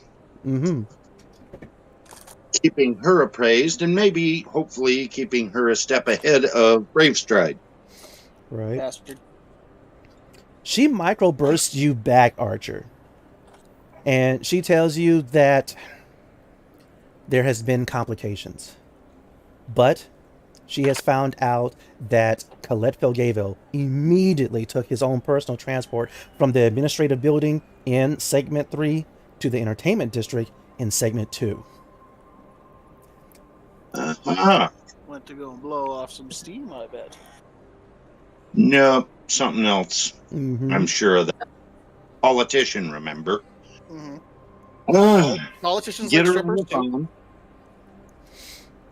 Say that again, Archer? Get her on the comm. Well, she is currently locked up in litigation at the moment, so she is not going to be able to answer your call. All right. Once again, the awesome smells of burgers, dogs, steak, and etc. is wafting into the bridge. I'll let the two of them, because by now I've already figured out that, Brave Stride is not alone. I guess I'll let the two of them blunder around in the dark a little longer. Gotcha. I need her before I can, do anything to help them either. Definitely. Okay. So, as far as other things I was wanting to do while up there in the cockpit, seeing as I'm there by myself for all intents and purposes. Right. Make contact with certain parties through the, what's it called, SIM? Yes. Making a few inquiries as to the location of a certain princess's daddy.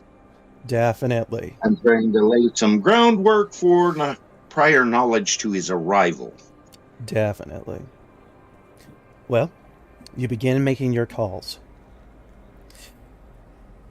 Heading back to Segment 3, inside of the hover taxi, the three squished in individuals. All of a sudden, there's this boom, and the phase beast shows up And immediately, Nathkar's like, what is it? It's a phase beast! Ah! Right? Calm down. It's friendly. He begins trying to get out of there. His tail ignites. The hover taxi begins swerving side to side. Get it away! Get it away! Somebody shoot this thing! The taxi robot, could you please stop moving like that? You are going to cause an accident. Athkar, it's fine. It's friendly. It's a phase beast! It's friendly. It's mine. Oh.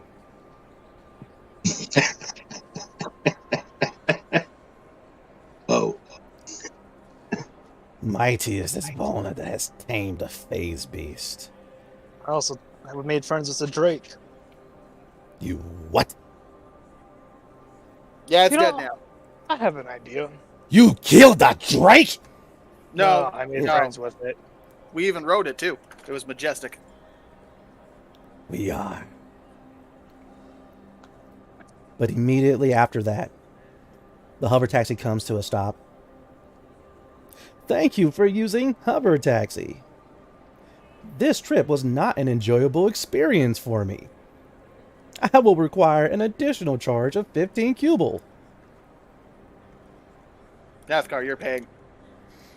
You did cause the damage.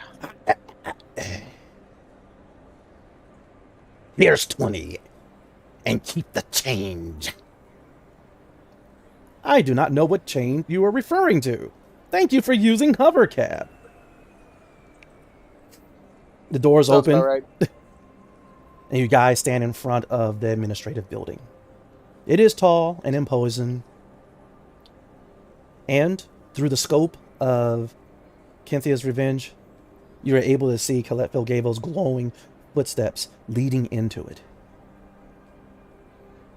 But as the hunt for Colette Filgavel continues, as in the astral horizon, Sagristio, Aura, Ori, the captain, Jackson, Jill, He's totally putting us up for a cliffhanger. are enjoying some good food, you called it. We have to bring tonight's session to a close. All right. So, still, an excellent session. Some of great developments, and thank you for joining us. I hope you enjoyed, and feel free to activate that like button. I want to thank my players, Alloy, Master Draco, Dark Lovely, Tonto Tomahawk, and Typhoon 44, and I hope to see you all back here for another adventure in Esper Genesis.